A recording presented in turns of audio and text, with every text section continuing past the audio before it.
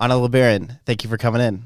Thank you for having me. All right, so you have a real crazy childhood. That's like putting it really lightly. Yeah.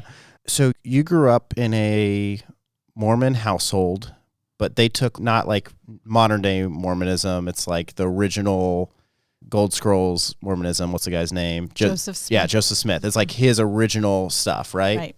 And it was taken to an extreme, I'm guessing. Mm-hmm. So I guess, when I read your book, it was something like your father had over 50 children, was a murderer, and had 11 wives. Is that right? 13 wives. And 13 wives. And Two off. He fathered 51 children.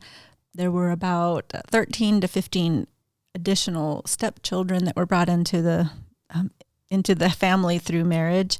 So it was quite a number of people. So tell me your first thoughts, maybe from 5 years old on. Like, what are some of the first things you ran into that were pretty crazy?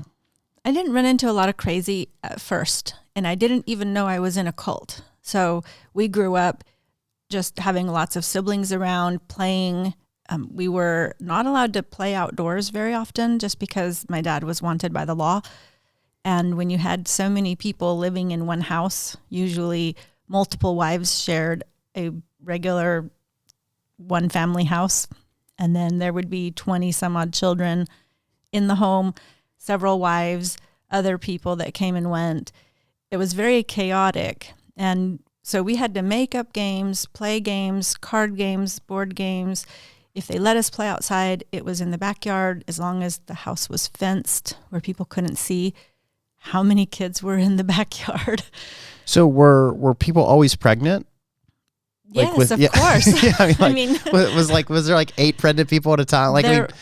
I don't know what the record number is. That's never been asked of me, so I've never done that research. But yeah, there was babies being born all the time, and just that my earliest memories are playing a lot with my siblings, because that was our social life, because we weren't allowed to make friends with anyone. Were you on a farm or a ranch or? No, a lot of people, when they imagine polygamy, they think about like modern day Warren Jeffs, who had a compound and with bars and gates and, all that. That wasn't the kind of group that my father had, because he had us spread out all over the Southwest United States and Mexico. And our family operated used appliance businesses to support the endeavors of the cult. And the kids were slave labor, so in those appliance businesses. So we had people strung all over from, California, Arizona, Colorado, and then all over Texas as well, and then Mexico. And so there was a lot of back and forth, a lot of moving around, a lot of moving pieces and moving parts, as my father and the people who were also wanted moved around from city to city, back and forth, trying to stay ahead of the law. So those are my earliest memories, was lots of games and playing with my siblings until you were old enough to be put to work. And then lots of moving around, mostly in the middle of the night, without any warning or any notice, no packing. You just get in the back of the truck or the station wagon and move and go, leaving everything behind. How was he able to operate a business if he was always having to move? Like, was the business always getting shut down and reopened, or how did that work? There were people in the cult who had not committed crimes, so they weren't wanted. So they could rent houses and rent commercial property to start the business on. So those people who weren't wanted would go and do all that. And then the other people that were wanted didn't do that, because that meant the police could find them and they would leave traces of them. And so... okay, how big was the cult? How many people are we talking? Hundreds, probably close to 1,000, but all spread out. Okay. My dad had 50 children just by himself. And then there were everybody else. And was your dad considered a leader in the church? Yeah, he was the leader of the one that he started, but it didn't start with him. My family of origin goes all the way back to Joseph Smith. My great something grandfather is a man named Benjamin F. Johnson, who was the spiritually adopted son of Joseph Smith.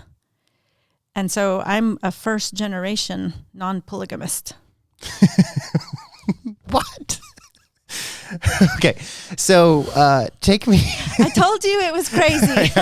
So it's just funny that it's like in 2020 and you're the first generation. I'm a first, Okay. for sure. So is there a certain age that everybody gets married off at? And is there, I'm guessing this is how it's worked in other cults. So when I say this stuff, it's me just assuming that it's like some of these other cults, that in the sense of, you become a church leader, and once you're a church leader, then you get to like pick who your next brides are going to be, and they're typically like 12 to 16 when they, like, how does that work? In our cult, in our family, it was right around the age of 14 when a girl would be like already have been groomed to accept that my father would choose their husband for them. And the way that was chosen was the person or the man who happened to be in my father's good graces when you were of age, that's how he decided. So his daughters would be used as pawns and as motivation and promised to different men along the way. I was promised to people starting when I was 9 years old, and these men would talk to me about that I was promised to them. And then later you find out there's a letter in which my dad promised me to another man. So it was just however it was convenient for him and whatever served his purposes. And so we weren't just beloved daughters of his that he was choosing a mate for, no, it was whatever served him. So what was his end goal? Like, I don't know how to read. Well, like, what was he trying to, like, what do you accomplish in, like, are they just trying to get to heaven? Like, I mean, is that how they justify it? Like, what is their end goal of why they, like, because it seems like pretty miserable just to live on the run. And like, to me, it sounds like I have an amazing wife who I love dearly, but to have more than one wife sounds like, I was like, oh, how could somebody manage this? Why would somebody even sign up for that? Yeah. It's something that when you are born and raised in the LDS faith, and so I want to be really clear to your listeners before we go any further that the modern day Church of Jesus Christ of Latter-day Saints, that's what they want to be called, so I do that out of respect for them. They don't practice polygamy anymore, but their ancestors did. And there was a point in which the church disavowed polygamy, and people that continued believing what Joseph Smith taught from the beginning separated themselves, and they became known as fundamentalist Mormons. They're the ones who practiced polygamy down through the generations that I am part of. Now, to my understanding, like, black people were not allowed in the Mormon faith until like 1985. It was in the mid 70s. Okay, so would that mean that your fundamentals still wouldn't allow like was that a split too? It was a very racist religion. Yeah. Until the modern day church began changing their belief system because it didn't mesh well with society. And so they had revelations based on the pushback they were getting from the government, from just normal society. Don't you love they magically have revelations? Well, that is exactly how it works. Yeah. And I mean, they used to be saying, they had the whole campaign, I am Mormon. And then there was another revelation, and we're no longer Mormons. We don't call ourselves Mormons anymore. We're now the Church of Jesus Christ of Latter-day Saints. So it's a thing that is very fluid, and as time goes on, they become more and more socially acceptable. And there was a time when Joseph Smith started the religion that Joseph Smith said he had to start this new religion because every other religion, every other Christian denomination on earth was an abomination in the sight of God. And so now the Mormons are saying, we're Christian. I mean, Joseph Smith would roll over in his grave if he knew that Mormons were saying we're Christian now, because that's not how it started. And so most people, though, And even people that consider themselves part of the Church of Jesus Christ of Latter-day Saints don't know their history. They don't know all these darker elements of their church history.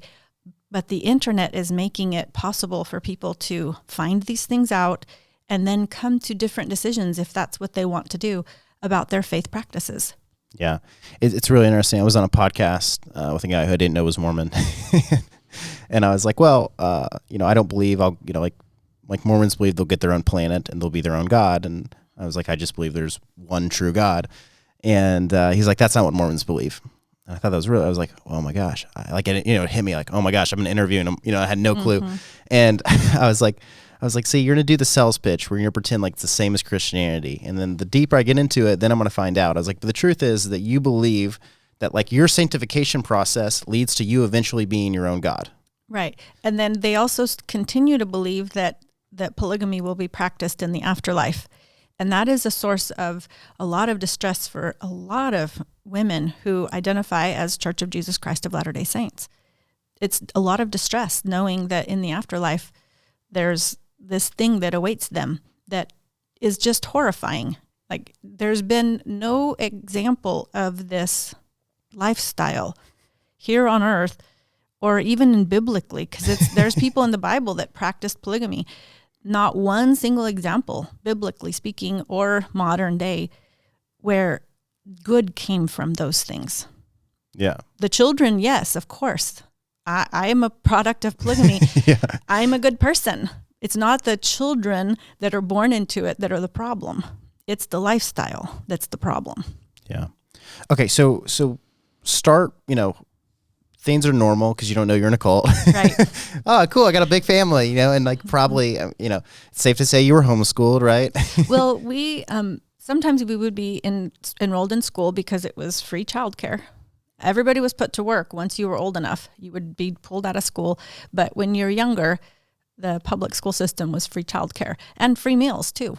I remember vividly thinking that public school meals, lunchtime, was the best because we were raised in abject poverty. Yeah. There was no way for one man to support so many wives and children. So the wives would go on welfare, but because some of the wives weren't American citizens, all of that once it came in, it had to be shared among all these others. So one woman's welfare was feeding 20 children. There was never enough. So we had to dumpster dive for food behind the grocery stores. I've talked about that in my book, the experience of it as a 9-10-year-old girl, dumpster diving for food in the back of the grocery store and being excited to find, melted strawberry ice cream. That supplemented our diet because the welfare that we received, back then it was you'd go to this place and they would give you all these canned and boxed foods that you mix with water and it's all gross. The milk is powdered milk and oh my gosh, it was disgusting. And then my mom would water it down even further to make it stretch further, which was just basically colored water. Yeah. So it was just a life of abject poverty. And so a school lunch that, most kids today are like, ugh, school lunches. It's all about your upbringing. Yes. And for us, that was a treat. When we would get whole milk with our lunch, that was like, oh my gosh, this is the best, which made me hate the powdered milk even more. The one time I got in trouble at school was because a student next to me was going to throw away their unopened carton of milk. And you weren't allowed to trade food. You had to just eat what was in front of you. And in my head, it was just such I can't even believe that she's not going to drink that golden liquid, that's in front of her. So were you trained when you're at school? Were you trained like, hey, you never mentioned that you have 9 moms? Like, yeah, no, we were trained. There was 13 of them. Sorry. So, so we were trained to call the other sister wives of my mother's sister wives. We were trained to call them our aunts, And the other children that were our half siblings, we were trained to call them our cousins. And even my father, we couldn't refer to him as our dad. We had to call him tío, which was Spanish for uncle. Okay. Now, how often would you see your dad, like, or spend time with your dad? Was that a thing? I didn't. That was it. He was in hiding. The first time he had somebody killed, I was 3 years old. So I don't have any recollection of time before we were on the run. And so I didn't spend time with him. If he came to the house, which was not very often, he would come and go in the middle of the night. They would sequester him in a bedroom. We wouldn't be allowed to go there. We wouldn't even be aware that he was there, except that different foods would be cooked. Steaks and potatoes that, fried potatoes. We didn't get. We had to eat beans and rice and whatever welfare we could gather and dumpster dived food. He got special foods. And so we didn't know at the time that the special food was being cooked and taken into the room because our father was in there. So how do none of these sister wives just all like, so immediately I'm thinking about mine. And I'm like, okay, let's say I marry 5 women. I'm like, the second I leave, they're going to get together and be like, you know what, this is really, like, we're done with this. And then they're all going to leave. Like, how do they all band together? Tell me, is it just because they're born into it and it's all they ever know? Some of them are born into it and that's all they ever know. Yes. Some of them are raised LDS, the modern day Church of Jesus Christ of Latter-day Saints. And that's where my father got most of his converts from, because people that are raised and born into that religion were ripe for the picking. Like the Mormon church, the modern day church, wasn't teaching what Joseph Smith revealed and wrote about in all their sacred texts.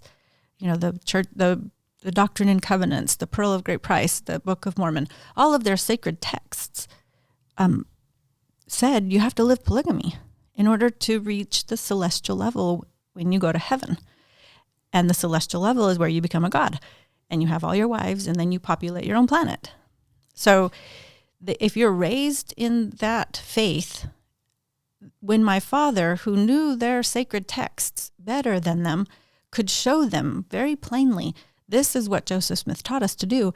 And this church, the modern day church, has apostatized and is not living the way Joseph Smith revealed and taught. And because it's there in black and white, people could be converted very easily. That's how my mom was converted. What was his motivation for wanting more wives? Well, you had to live polygamy in order to attain the celestial level.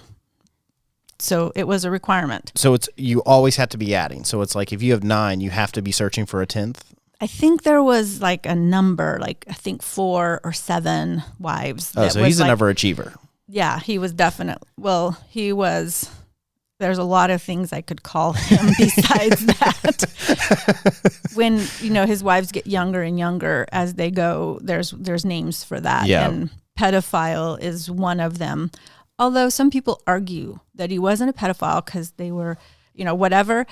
They weren't children, but 14 isn't a child. I'm like, don't even at me with that.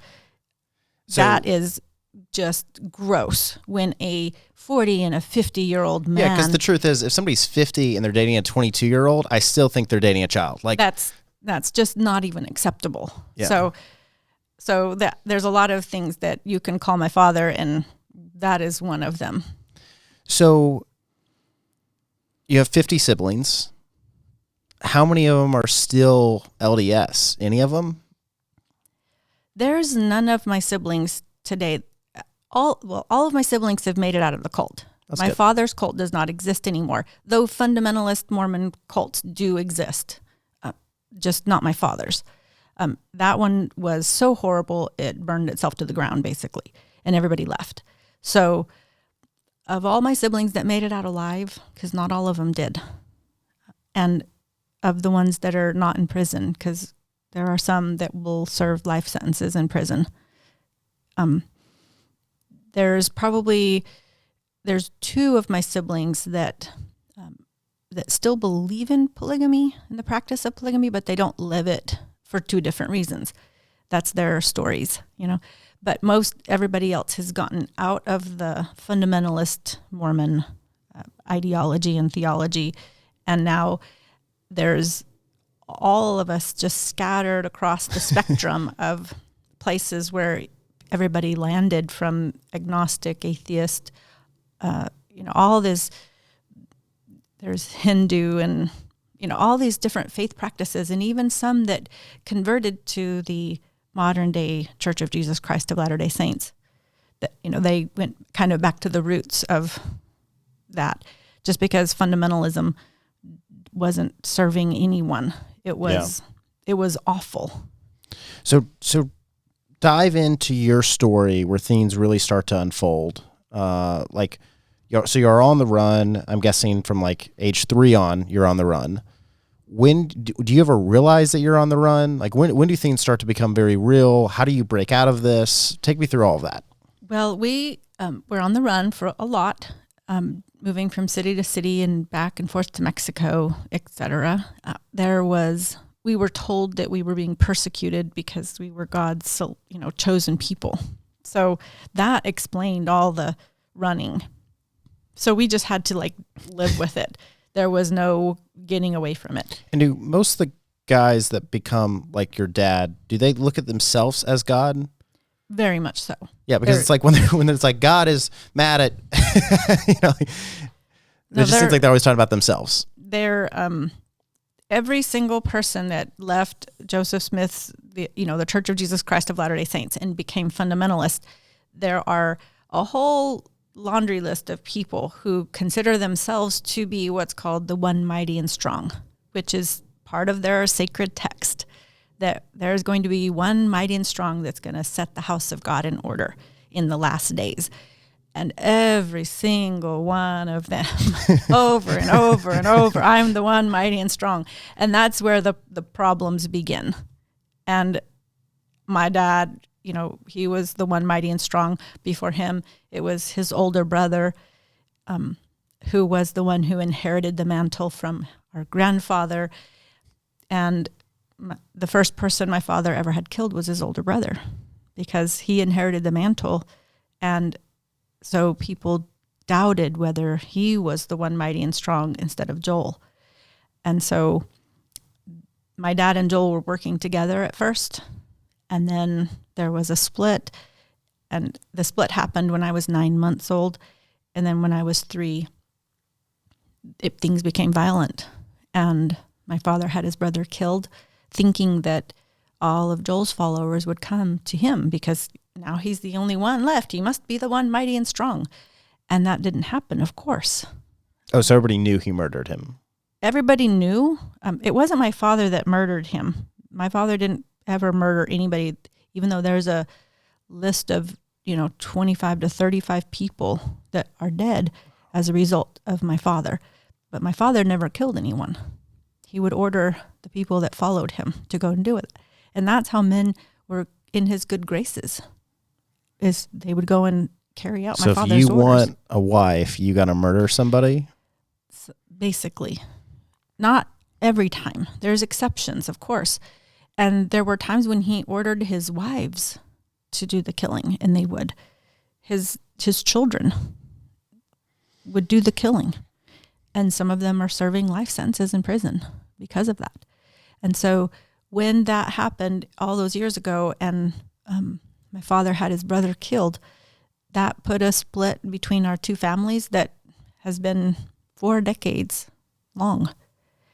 It's been only in the last few years that the Joelites, which is what Joel's children and followers were called, had anything to do with the Ervelites, which is my father's children and followers.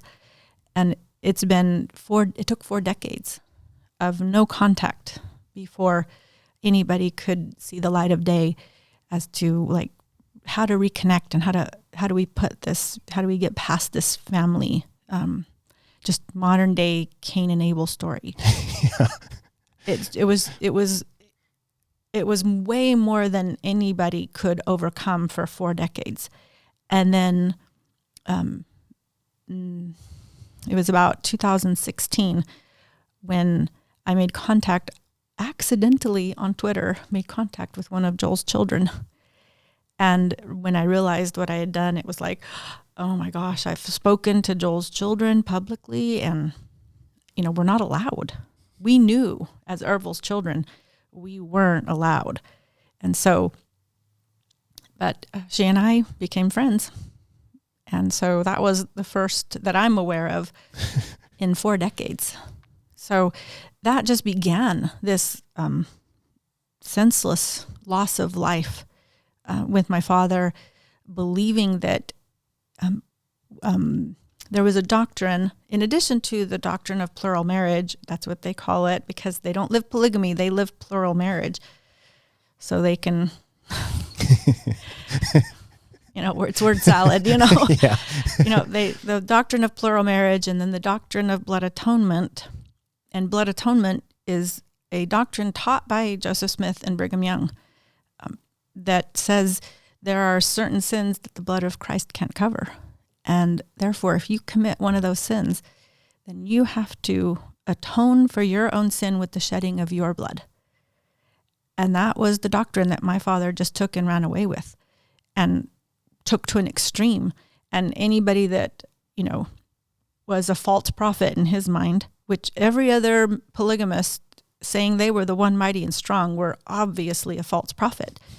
And he could order blood atonement on them because they weren't following the true prophet. It was so messed up in his thinking that he could do that and say that. And then the messed up people that followed him that contributed to this slaughter of people over 2 decades.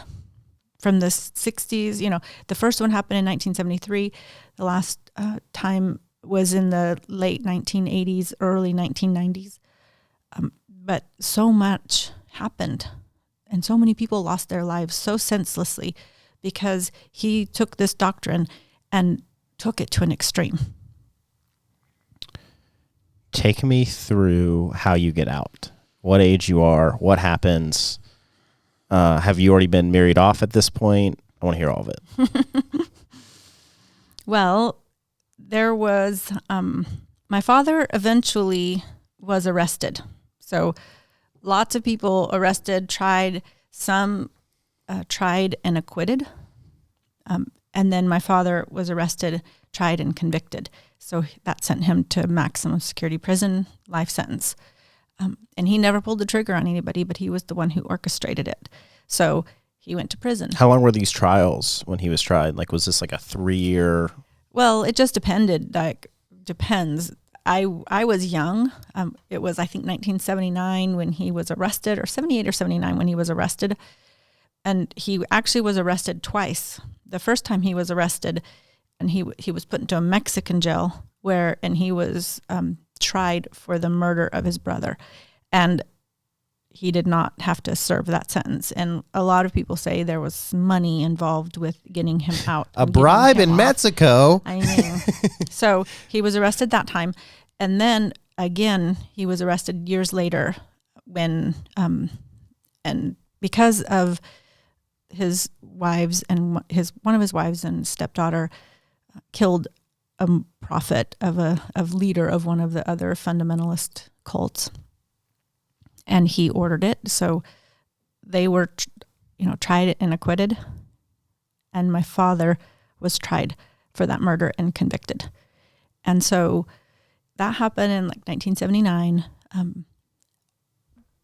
In 1981, he died in prison under very mysterious circumstances. I have conspiracy theories about that. And I have receipts, so about how he died in prison. And so care to elaborate? We can go into that. Yeah, let's hear it. So it's 1981. I'm 12 years old when he dies in prison. I remember the funeral that we had for him. I'm 12 and a curious girl at this age. where when you go to the front of the funeral home and there's the casket with the remains, there, it was my father, and I'd only seen him twice in my whole life. And so I'm looking at the body there in the casket, and I'm so curious about this dead body because I'd never seen one before. So it wasn't like a morbid thing. It was just like, well, this is so interesting. And I even touched his hand thinking like, what does a dead body feel like, And, because people were saying that they get cold. And so I wanted to feel what that felt like. So I touched it. I was very observant and looking. And I noticed that they had him in a suit with a white shirt, very Mormonish, look. Yeah. Ready to knock on a doorbell. And I remember as a 12-year-old noticing that there was makeup on the white collar of his shirt. There was makeup covering on his neck. And I remember seeing the dark bruising under the makeup on his neck. And it never occurred to me anything at 12 to think anything. That was just what dead people looked like. Well, much later, years later, I'm a grown adult, and I hear that there's an obituary for my father that was done in the New York Times. And so I just Googled it and found the obituary of my father. And on my father's death certificate, it says that he died of a heart attack. In the New York Times obituary, where some reporter had interviewed some of the guards from the prison, they said that he died, that he committed suicide by punching himself in the throat.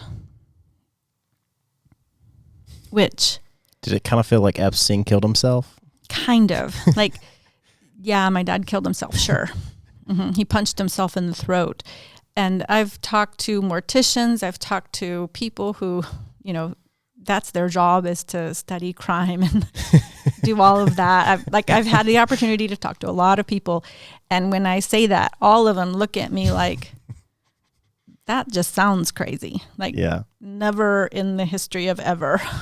And so in that article where these guards are reporting this facts, they say that he committed suicide and that there was a note, and there was no note. Like, my mother was the one who ended up with his, whatever his personal belongings were. There was no note, and people reported that there was a note and that he had some pact with one of his wives. There was no... almost all the stories ended up coming out, and people talked, because you can't keep secrets if there's more than one person who knows it. It's just not possible to keep a secret unless you're the only one who knows it. So stories were told. There's no note, there was no pact, there was nothing. And the bruising around his neck was him punching himself in the throat. I don't believe that at all. And there were people who wanted him dead, that were better off with him dead, that were very powerful people. And so we won't have to name names, but I could. Does it? Does it feel like Epstein? Yes, for sure. Yeah, for sure. Because that guy didn't kill himself. He didn't. I don't believe he killed himself either. And so, it's possible that he's alive and well with some new face and new name on some island somewhere. That's even a possibility. I went down that Reddit story, by the way. So I don't believe that my father died in prison or died of a heart attack or committed suicide. I don't believe that at all. But at the same time, it was my father dying in prison that kind of cracked open the door for me to get out. And so whoever did that, for whatever their reasons were, I'm still grateful. Like, I'm not going to try to figure out what's going on and name names or whatever. It's like, what's done is done. And it helped me. It helped all of our family that my father was now dead. And so were there people in the Latter-day Saints faith that would want him dead for reasons, or like who are these, like, what are the people that want to protect him? It's probably best that I not say stuff like that. Come on. And I mean, he had a lot of enemies because of his killing sprees that he did. So, I mean, there were so many people who wanted him dead. So I'll let the listener make their own conclusions about that. But when that happened, when my father was arrested and in prison, at that point, I was living in Denver, and his right-hand man was Dan Jordan. And there's so many people who say and verify that it was Dan Jordan that killed my father's brother way back in the day. So he was my dad's right-hand man. And he was supposed to be the one taking care of Ervil's children while Ervil was in prison. But that was not happening. He had all his wives and children to take care of. And he had an appliance business in Denver that he was responsible for. And Ervil's children were his slaves. So we weren't taken care of. Couldn't have cared less. We were a nuisance and a bother to him, but he needed us to work to bring in the money. So we had been living in Denver for a couple of years as slaves, basically. And because my father was now in prison, he kind of lost some control over the group. Not all. It's like the modern day Warren Jeffs, controlling things from prison. It was happening. And so my older brother was working in Houston with a couple of other men that had been followers of my father, but hadn't actually left the cult, but they had distanced themselves from my father, and with good reason. All of them had been part of the killing, and they didn't want to have anything to do with that anymore. And so they were living and working in Houston. My older brother showed up one day with a U-Haul truck. And for the first time, we packed up all of our things and moved, whereas every other time was in the middle of the night and let's go. So we moved to Houston, and it's there that under the care and administration of Mark Shanoth, who actually cared about the children, cared about the people. And he had an appliance business that he was running, but we had to work, but he would pay us for our work. I mean, $5 a week isn't a lot, but it's a lot when you're a kid who has been a slave, getting nothing, being promised money, but never getting any. He would actually pay us $5 a week. And when you're 11, 12, making $5 a week, you could, save up your $5 for, 3 or 4 or 6 weeks and buy a brand new pair of jeans, Yeah. Gloria Vanderbilt with the little swan stitched on the pocket. Before my time. I mean, all your listeners that I'm dating myself, that's all. And then you could save up your $5 for several more weeks and go into Marshall's and buy a pair of Nike tennis shoes that fit. Yeah. They weren't hand-me-downs. That weren't hand-me-downs, or dumpster diving from the Goodwill boxes. I did that too. So I had jeans that fit and Nike tennis shoes that fit. And I'm at that age and stage where those kinds of things are becoming important, when you're in that. Yeah. And are you at a public school at this time? At the time we were. Mark did start a private school, an unaccredited school, but the reason why is because if you were in public school, you had to work all day. You were in school all day. You didn't have a lot of working hours after school let out. So he started a private school where we could go to school and get our education. So we would go to school until noon, have a quick lunch break, and then go and work in the warehouse and then get paid $5 a week for our work, But he was also providing the education that was an actual education, So he actually cared about our well-being. And this was going on where this is our life, and it's the first time that even my mom is paid for her work. And she could shop for groceries in the grocery store and buy cereal in the grocery store aisle. She was buying gallons of whole milk, it was just like, this was the best life we had ever had. And it was good. Mark would let us go to the roller skating rink every Friday, pay all our way in. We could roller skate to secular music. Oh. And we could go to the what were movies. the hits? Air Tonight by Phil Collins was a big one at the time. Crack that whip. Yeah. So we were allowed to listen to secular music. We would go to the movie theater. My mom would take us to the dollar movies, and so before we'd all pile into the car, and she would take us to the donut store that was right by the movie theater and get their day-old donuts, which are still good, by the way. They get the big old boxes. Better than 3 days in the dumpster, right? Correct. Very astute comment right there. So the day-old donuts, and so we would get the little snacks because she couldn't afford the snacks in the movie theater. So we'd get the donuts, eat them, go to the movies, dollar movie, and we were allowed to watch movies. And we would listen to the radio. I bought my very own Kenny Rogers Greatest Hits record during that time. Okay, and so you're 13, 14 at the time? I'm 12. Okay, you're still 12. Okay. Still 12 at this time. So that is our life at the time. And at that point, we're still in public school. That's a whole different thing, a whole different experience. But all of those things were happening. And I remember the day that, because we were all working in the appliance business, I would answer the phone, and I would sell washers and dryers to people. I made my first sale at 11.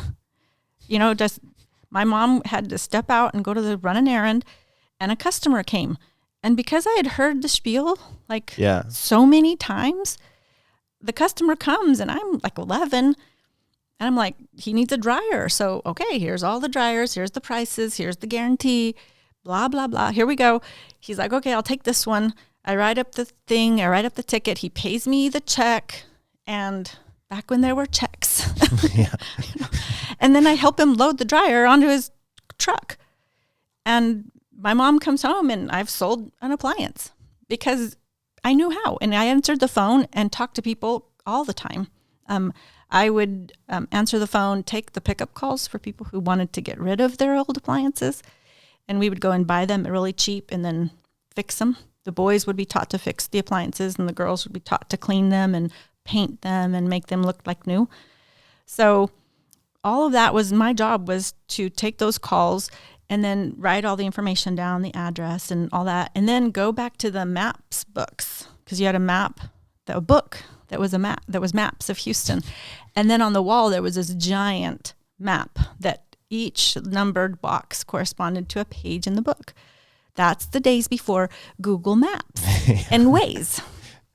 So I had to plot all the different addresses and then put the cards in the order that the driver was going to go so that there wasn't any backtracking. And that was my job. So I did it. So anyway, the phone, it rings on a Sunday morning, and I'm used to answering the phone.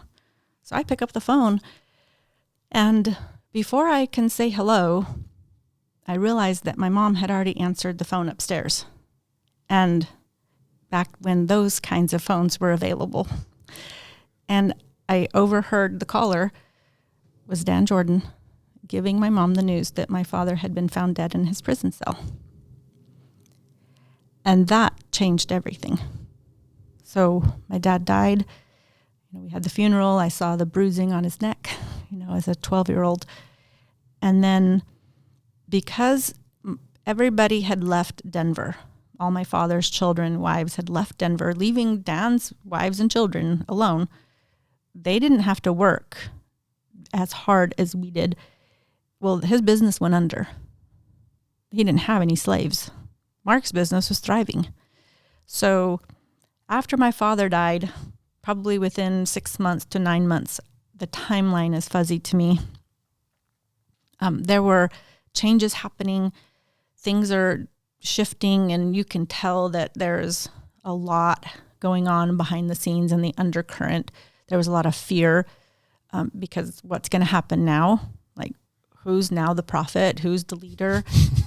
Lots of people spread out. This was the days before cell phones and email, and letters and phone calls were how you communicated. So there's a lot of, you can just tell that there's an undercurrent of unknown and fear and people coming and going and deciding things and conversations happening.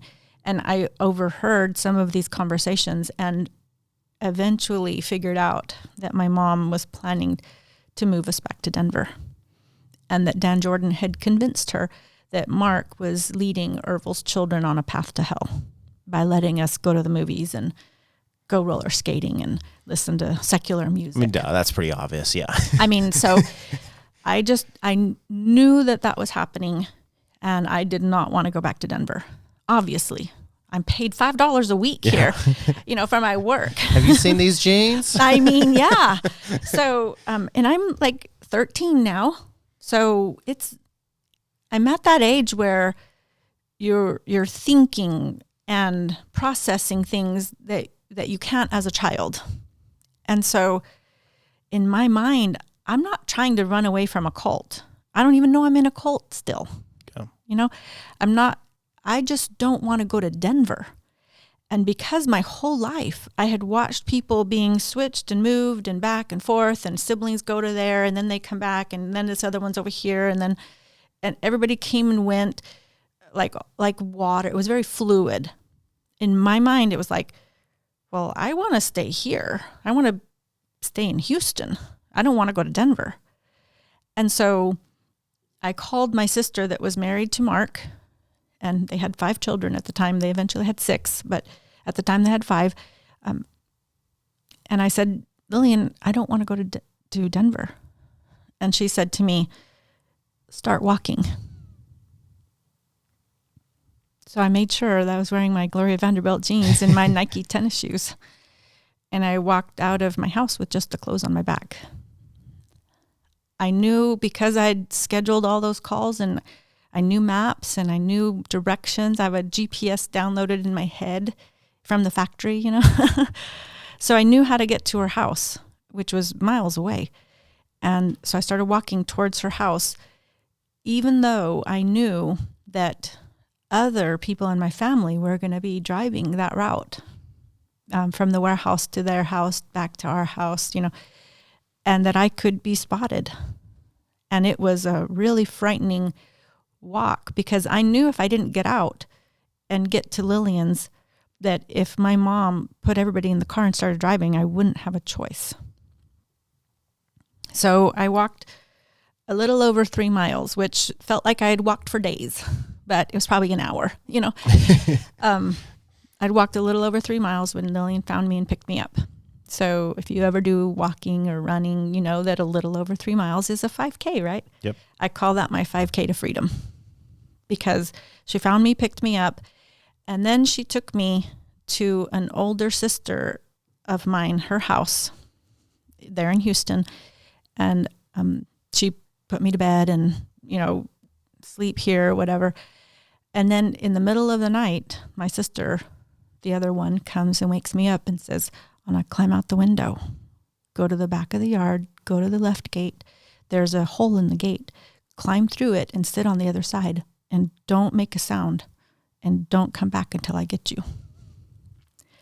So I did. I climbed out the window, went sat on the other side of that gate. It's the middle of the night, and wait for my sister to come back and get me. And what I didn't know was happening was that my mom and my sister Celia noticed I was missing, and they came looking for me. They looked in different places that I thought that I might be. My sister lied for me, said I wasn't there, and then they looked. And I didn't know this until years later, that they looked for me everywhere. And even though they couldn't find me, after they were done looking, my mom did exactly what I suspected she was going to do. And she packed up all my siblings in the back of the station wagon and drove back to Denver, leaving everything behind. So then following day, Lillian comes back to my other sister's house. She picks me up, and they put me in a hotel and hide me for 3 days in a hotel. So there I am in this La Quinta in Houston, off of 290. She left me with some cash for the candy and the Coke machine. And once a day, she would bring me a Happy Meal from McDonald's. So I was living life large, man. TV all day, didn't have to work, candy no and school. Coke, no school, just brought a meal, See, it's like, this sounds so horrifying. And then you're like, it was awesome. It was awesome for, and that's how messed up it was. That would be like, I have good memories of laying around in that hotel and just like, don't leave the hotel. You can go and walk out and go get candy and Cokes, but don't leave the hotel area. Don't go walking down the road. Yeah. Whatever. And so I was in that hotel for 3 days. Eventually, another one of my sisters that also ran away at the same time. We didn't plan it together, but both of us ran away the same day. Eventually, she ends up coming to the hotel with me, and so now 2 of us are there. And once Lillian was sure that my mom was long gone, she came and picked us up, took us back to the house where we could pack up our things and move into her house with her. So living with Mark and Lillian began my journey to where I am today. Now, so Lillian is one of your older sisters. She's a half-sister from one of my dad's wives. And Mark is her husband. And she just has one husband. She just has one husband. There was a lot of pressure on both of them to practice polygamy and for Mark to take additional wives. And both of them resisted that pressure and didn't succumb and managed to keep their marriage monogamous somehow. And were they still LDS? They were still fundamentalist at that point in time. They still hadn't gotten out, because when you said, I'm out of here. You're cut off completely, right? You're cut off completely, for sure. But you also now have a target on your back, because the people that my dad would target were people who had left the cult, who had information that they could go to the police with. If you had information that you could go to the police with about any of the criminal activity that was taking place, and you left the cult, you had a target on your back. And it was those cult members that would go and carry out my father's orders to take them out, to blood atone them. And so people knew if they got out, they were dead. And so I don't believe that Mark and Ed and Dwayne, the ones who were running that Houston part, or the Houston faction, I don't believe that they ever actually vocalized that they were leaving. But they did distance themselves quite a bit, especially after my father died. And there was this separation, especially when Dan turns, my mother and the other wives against them and gets the wives to move back to Denver. And there was definitely these people are wicked and so there was a separation there. But because my dad is dead, people aren't being killed anymore. Except that while my father was in prison, he wrote this long, scathing, crazy book that's, printed out. I have a copy of it. It's, 5 inches tall. What? Of his revelations that just got crazier and crazier as he was languishing in prison, where everybody that betrayed him was named in these pages of this book called the Book of the New Covenant, is what he called it. And so in essence, it was a list of people who needed to be blood atoned because they didn't follow his laws, follow his teachings, follow his commands. And one of the commands was come guns a-blazing and break me out of maximum security prison. Everybody on the outside knew that was a suicide mission. Didn't do it. So all of these people are named. And so many people, everybody betrayed him while he's in prison. He's a man that's lost his mind. He has mental health issues that were never treated because people that have those kinds of mental health issues don't think there's anything wrong with them, right? Yeah. So he lived his entire life with mental health issues that went untreated, and that just got worse and worse and worse the more, the further down this rabbit hole he got. And by the time he's languishing in prison and everybody's just kind of like, well, what do we do now? Everybody betrays him. So everybody's names are on these lists. Yeah. Okay. So, you're in a good family now. Better family. Way better. Yeah. Like a good man. Mark was a good man. Okay. And there's, you're 13. Mm-hmm. What happens next? So remember Mark and Lillian started this little private school where we would go to half day of school, half day of work. Okay. Well, it used a certain curriculum that he had learned about in USA Today magazine or something. And so when all the wives and children left, it left them with me and my sister as students, because their kids weren't even in the school at that point. They were just doing it for the teenagers. And so their kids were younger. So they left them with 2 students, but there happened to be a very small church school, because all this curriculum was for church schools. There happened to be a church school down the road from their house about half a mile that used this same curriculum. And so Mark went and talked to the pastor.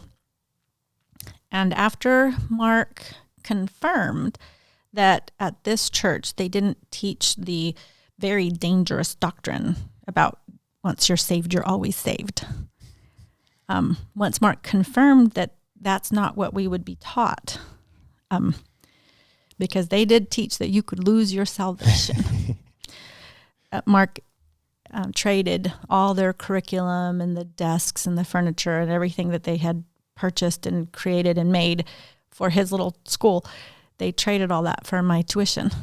And I was enrolled in this little private school that was at a normal Christian school that had doctrinal beliefs that were marginally acceptable to Mark. And I November 17th, 1982, I walked into that school for the very first day. How'd that go? And just the fact that I was living in Houston, that I didn't have to go back to Denver, my life was good at that point. And then I get enrolled in this little school where I'm in school all day, like a regular kid, and at this school, they knew enough about my background that the teachers were just extra kind to me, extra loving. They took me under their wing and helped me adapt and adjust to this new type of learning and schooling and environment. But what I experienced at that little school with those teachers was vastly different than anything I had ever experienced in my life. And so it became like, this is the most amazing thing ever. This is the best. In my mind, at 13, having lived the life I did, yeah, I had reached, like, this is the best it could ever be, and made friends for the first time. For the very first time in my life, I made friends with people outside of our cult. Friends that I still have to this day. And so I enrolled November 17th. I just picture like your friends being like, my parents are weird. And you're like, well, we were taught not to talk about it. And it took me a long time to be able to talk about it. So I just kind of blended and didn't say and didn't talk about it. And, they kind of knew stuff, but not a lot, But, so I enrolled November 17th. And then whatever that month, on Thanksgiving Day, they had already planned a youth retreat. So 10 days later, here I am, like, in the best environment I've ever experienced in my life. And then my sister lets me go to I don't know if you've ever been on a youth retreat. Yeah. You have, they're the same, you play all day and then at night you get a little bit dressed up and you had to take a dress or dress clothes, dress up and go and hear a sermon, Yeah. the same thing. Well, I've worked them, so I never went as a kid, but Okay. I've watched people, I know the ploy, like I know Yeah. the bait and switch. Yes. So I get to go to this youth retreat after 10 days of being in this little school. And of course, we play all day. It's the greatest ever. All of it is just the best.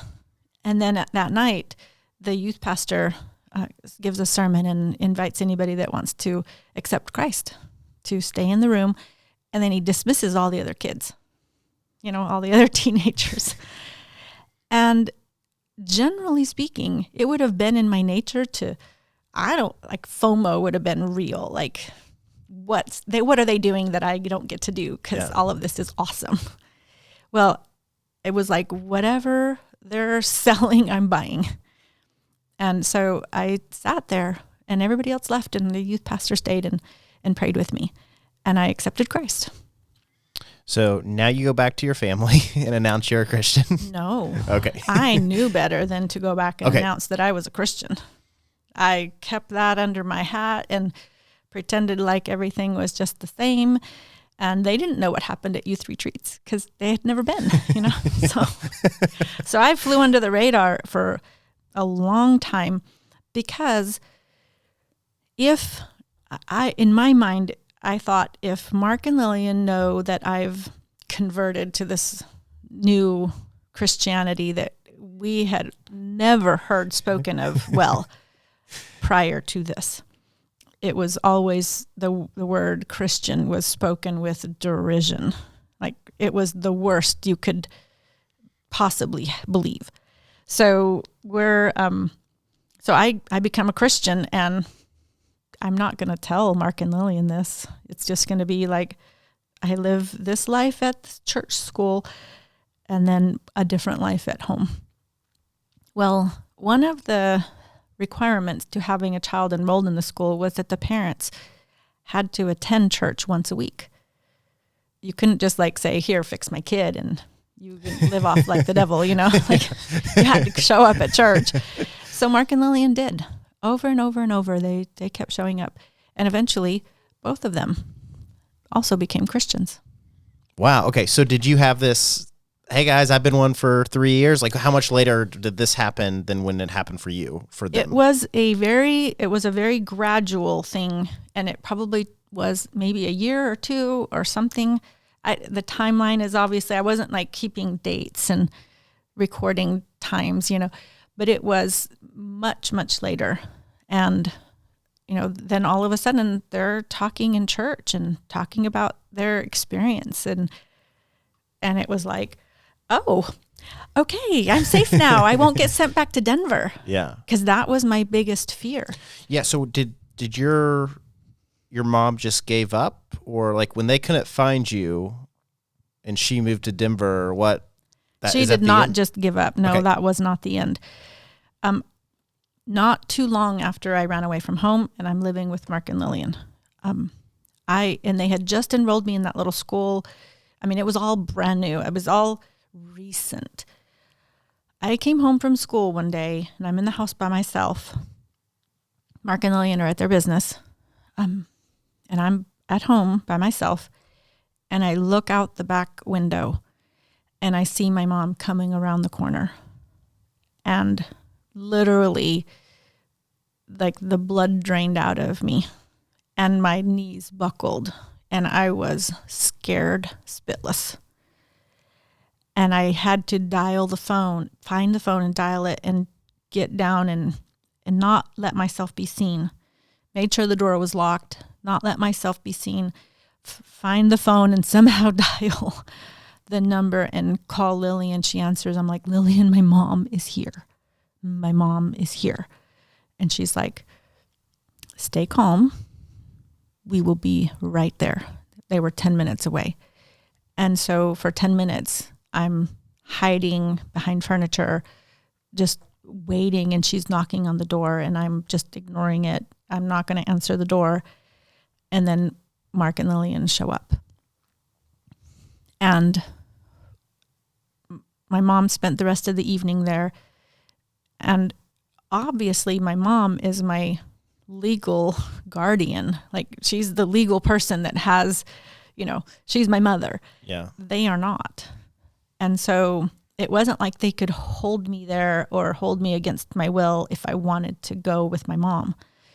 And my mom spent that entire evening trying to convince me to go back to Denver with her. And I don't even know, at 13, a young kid who's never experienced anything in the world, I don't know how I had the inner fortitude to just resist that. And all I remember is over and over and over saying, I want to live here in Houston. I want to live with Mark and Lillian. I want to stay here. I don't want to go to Denver. Over and over and over, no matter what she said, I just had to hold my ground. And I don't know to this day how I did it, because in my just normal everyday personality, the one that just is who I am, is a people pleaser. Yeah. And so the fact that I was able to withstand that incredible pressure from my own mother to move back to Denver with her is still, to me, a mystery. But what I didn't know at that time, and that I came to know later, was, remember, I had another sister that ran away with me? Yep. Okay. So my mother and the person that came with her, there's different stories of who it was, and I don't have a recollection of like the actual person's name. I have my idea of who it was, but they say it wasn't. So anyway, my mom and that person found my other sister Marilyn first. And they literally tried to kidnap her and force her into the vehicle with them. And because Marilyn was a little bit older, a little bit more redheaded than me, she had a little bit more, spit and vinegar inside of her. She literally fought and clawed and kicked her way out of that and forced them to leave her behind. She would not get in the car with them. So by the time they came to try to find me, they had already changed their tactic. I don't know if they had come for me first. I don't know that I could have fought them off. Yeah. But Marilyn did. And that was my saving grace. Because by the time she got to me, she said, well, we'll try to talk her into it.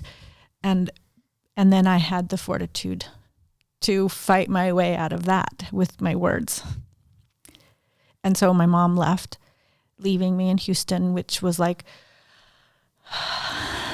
a big relief. Yeah.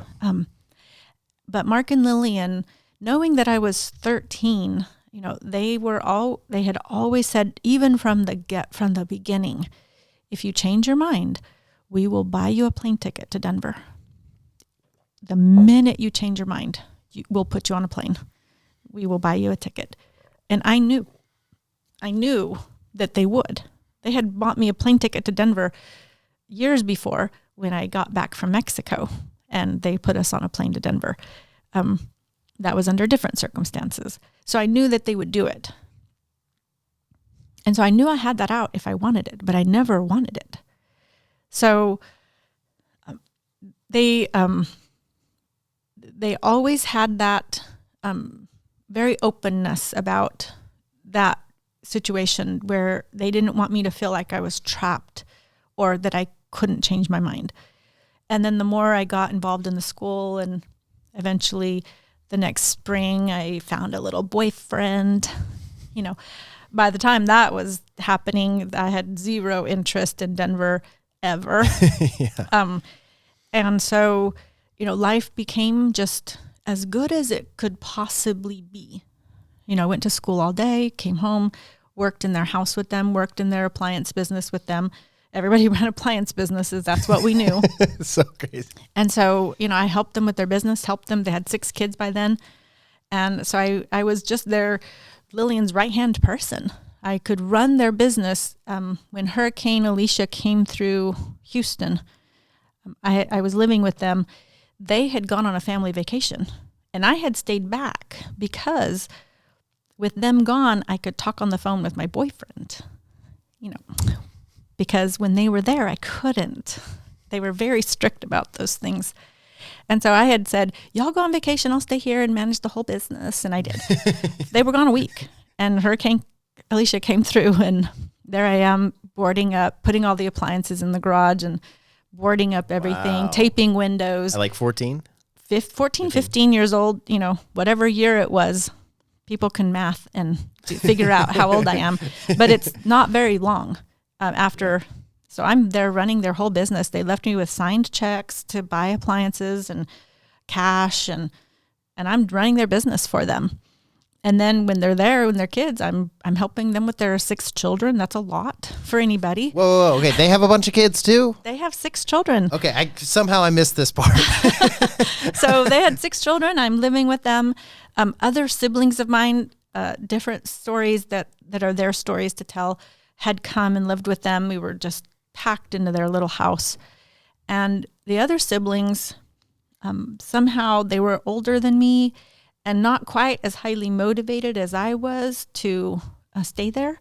So they wouldn't obey their rules, and their rules were very strict.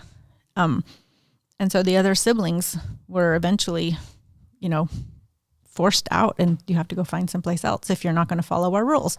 So I learned it like very quickly. Yeah. You toe the line, you don't, you follow the rules, or if you're going to break them, you just don't get caught, So life in Houston at that little school with Mark and Lillian it just became the most normal I had ever experienced. And it was as good a life as I could possibly imagine. Eventually I graduated from that little school. My graduating class was 2. There was me and one of my other sisters that eventually left Denver and came to Houston. Oh, okay. And she finally escaped. That's her story. I hope she tells it one day. I want to write it one day. Her story's going to be way better than mine. I promise you that. She eventually ran away from home and came to Houston and graduated with me because she had been forced to quit school, put to work in Denver. And so when she got to Houston, they allowed her to finish up. This little school worked with her to finish her lacking credits. And then I was going to be like a graduating class of 1, valedictorian, yeah, and all of that. I was homeschooled, so I know all about this. And then she comes along and graduates with me, and she became the valedictorian. So I was either salutatorian or the bottom 50% of my class, whichever way you want to roll that so dice. So you graduate high school, and it doesn't sound like you're scarred from your upbringing. I'm very scarred. I just don't know it yet. Yeah, okay. Because life was the best we had ever had. You just think, like, this is good. But while I was living with them, I look back, and now that I've been through professional counseling and 10 years of professional counseling and therapy, I can look back and see that I had undiagnosed depression, undiagnosed anxiety, all kinds of internal things that I was just suppressing, just because life was as good as I had ever known it. Why would I be sad about anything? And the other half of that equation was Lillian also had experienced so much in her life, and her growing up was different than mine, but she had experienced a lot, and Mark had as well, and they knew they had it really good. Yeah. So they you couldn't really be sad at their house. They wanted you to show gratitude, which gratitude is a good thing, except when it's forced. And it was kind of forced. You had to be grateful. You had to smile. You had to be pleasant to be around. And that was something that Lillian required, was if you are in a bad mood, go be in your room. Don't. But you also had to do your work. So it wasn't like you could be in a bad mood. You had to put your face on, game face on, and smile and be pleasant to be around in order to be acceptable to her. And so I did. And so all of my pain, the trauma, the abuse, all of those things that we experienced, trauma, abuse, and neglect,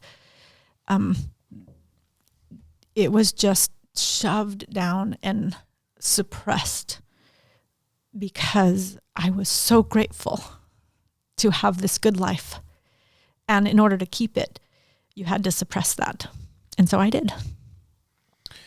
How, so you graduate high school, what happens next? Well, the hardest things that I've probably ever endured took place after that.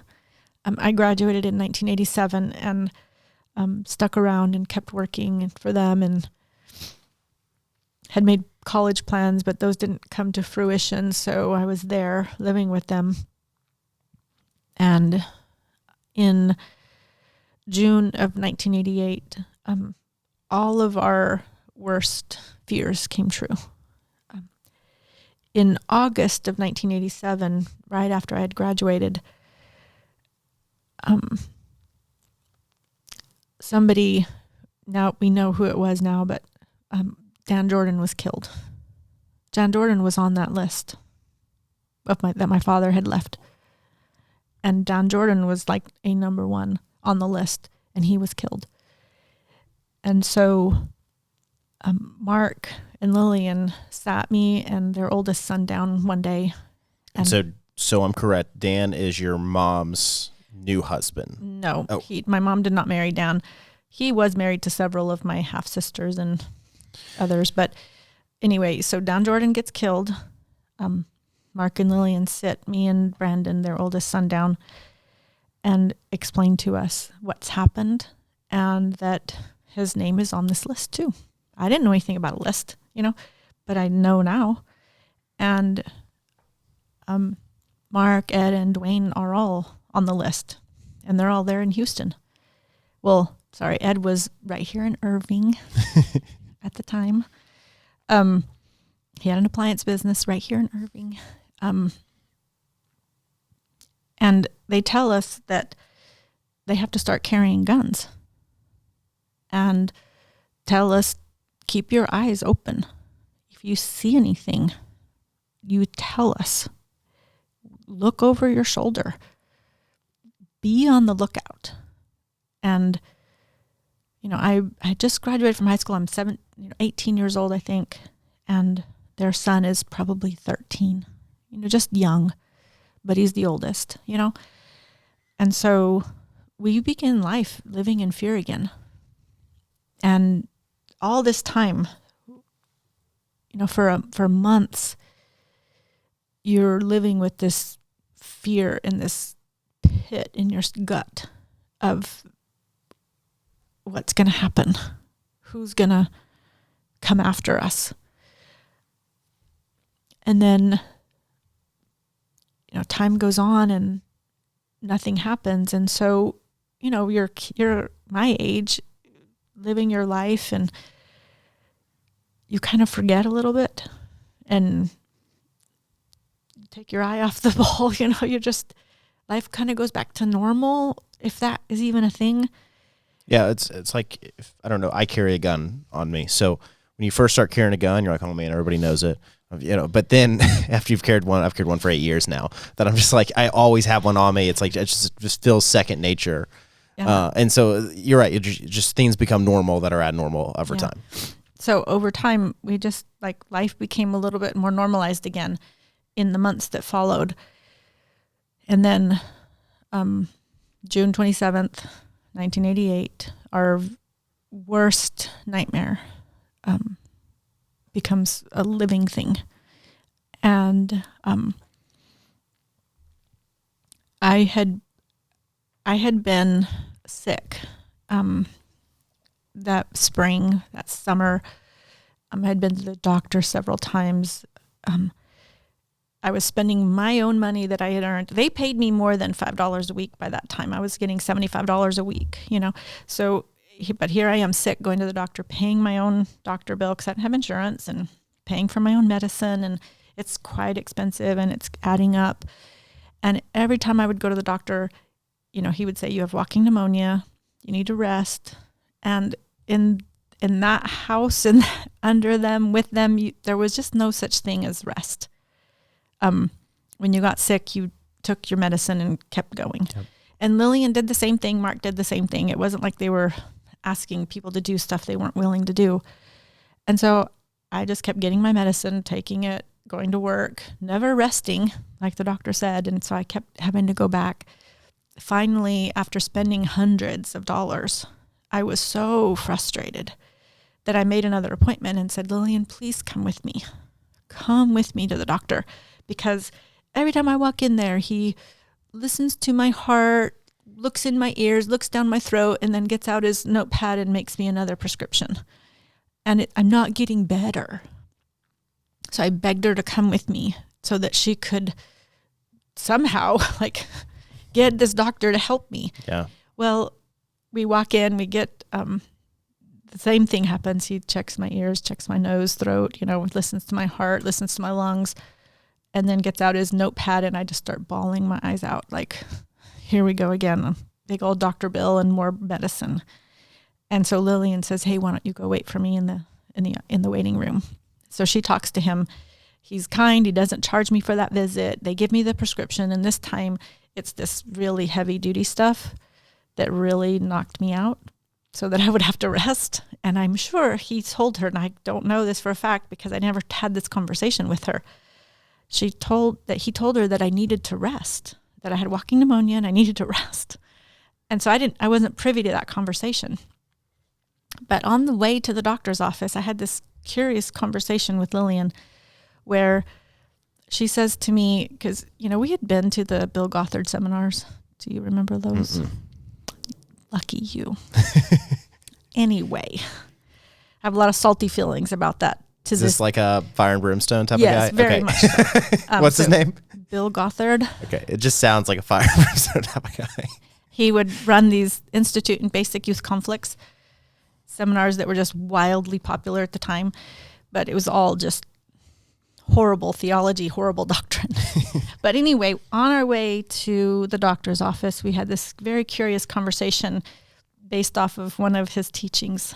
And she said, Anna, there's a sickness unto death, and I don't think you're going to die. There's a sickness unto salvation, and you're already saved. And then there's a sickness unto the glory of God. So let's see what happens here. This is a sickness to the glory of God. And I was like, okay, whatever, Yeah, this doesn't sound extreme at all. So we finish at the doctor's office. I go get my prescription, and I don't know what codeine is. And I don't know the effects it has on you. This is a Friday, okay? So I take the medicine. That'll be a fun weekend. I know. I take the medicine. It knocks me out. And, because in the church that we went to, they preach that if you're sick, you come to church. Like in this pandemic age, if you're sick, you don't go anywhere, But back in the 80s, it was, if you're sick, you come to church. Back in 2019. True. They were like, there's no better place to die than in church, in God's house, Yes. So here I am sick. I'm taking codeine. I'm like groggy, and it's all weird, and it's affecting me weird. And it's just, here I go. I show up at church Sunday morning, and I'm just weird and out of it and all of that. I go to church Sunday night. I take the medicine before church and leave church. Like when church was over, I couldn't stand up. Like I couldn't make myself stand up. And I was like, this is so weird. I'm like, please go get Lillian. And Lillian comes, and people help me walk out to the car, and they put me we get home, and I laid down on the living room floor because we were watching TV or something. I don't remember what. And I fall asleep. Lillian puts a blanket over me and a pillow under my head, and that's where I sleep that night because I was out. And then the next morning I get up and I take my medicine. It's Monday morning.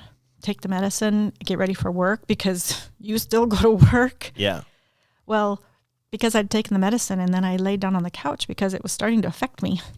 And I fall asleep on the couch waiting for Lillian to get ready so we can go to work together. And she comes and shakes me on the shoulder, and I'm groggy, And for the first time ever in all the years I'd lived with her. So I went to live with them in 1982. This is 1988. This is June 27th, 1988. She tells me for the first time ever, why don't you just stay home today? Take care of the kids. It's fine with me. She goes to work. I stay there. I'm with the kids. It's a little bit after 4:00 in the afternoon. And I get a phone call from one of the men that worked for Mark. And the second I answered the phone, I knew something was wrong. I mean, the second I heard his voice, he's like, Anna, are you and the kids okay? I'm like, yes. Okay. There's somebody coming in a truck. Mel's coming in a truck. When he gets there, put the kids in the truck and go with him and don't ask any questions. I'm like, okay. And I already know the worst things have happened, but I don't know what they are. So I gather up the kids and 2 cars come and we put them in the cars and they take us to a safe house. And the whole time I'm thinking to myself, Mark and Lillian are dead. And I'm 19 years old. I'm going to take care of these children. They're the only mother thing I've been there like Lillian's right-hand person for all these years. And they're orphans now. So I'm taking care of these kids. No judge is going to take these kids away from me. I'm 19. I'll raise these kids. That's what I'm thinking this whole time that we're waiting in this house for somebody to come and tell us what's going on. And we waited for hours. This whole time I'm like, worst case scenarios. Yeah. I mean, the kids don't know what's going on. I don't know what's going on.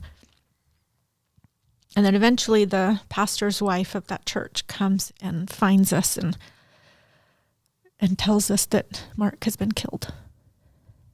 And that he was killed in his office there. I was supposed to be with Mark that day. And if I had been with Mark, I would have been killed too.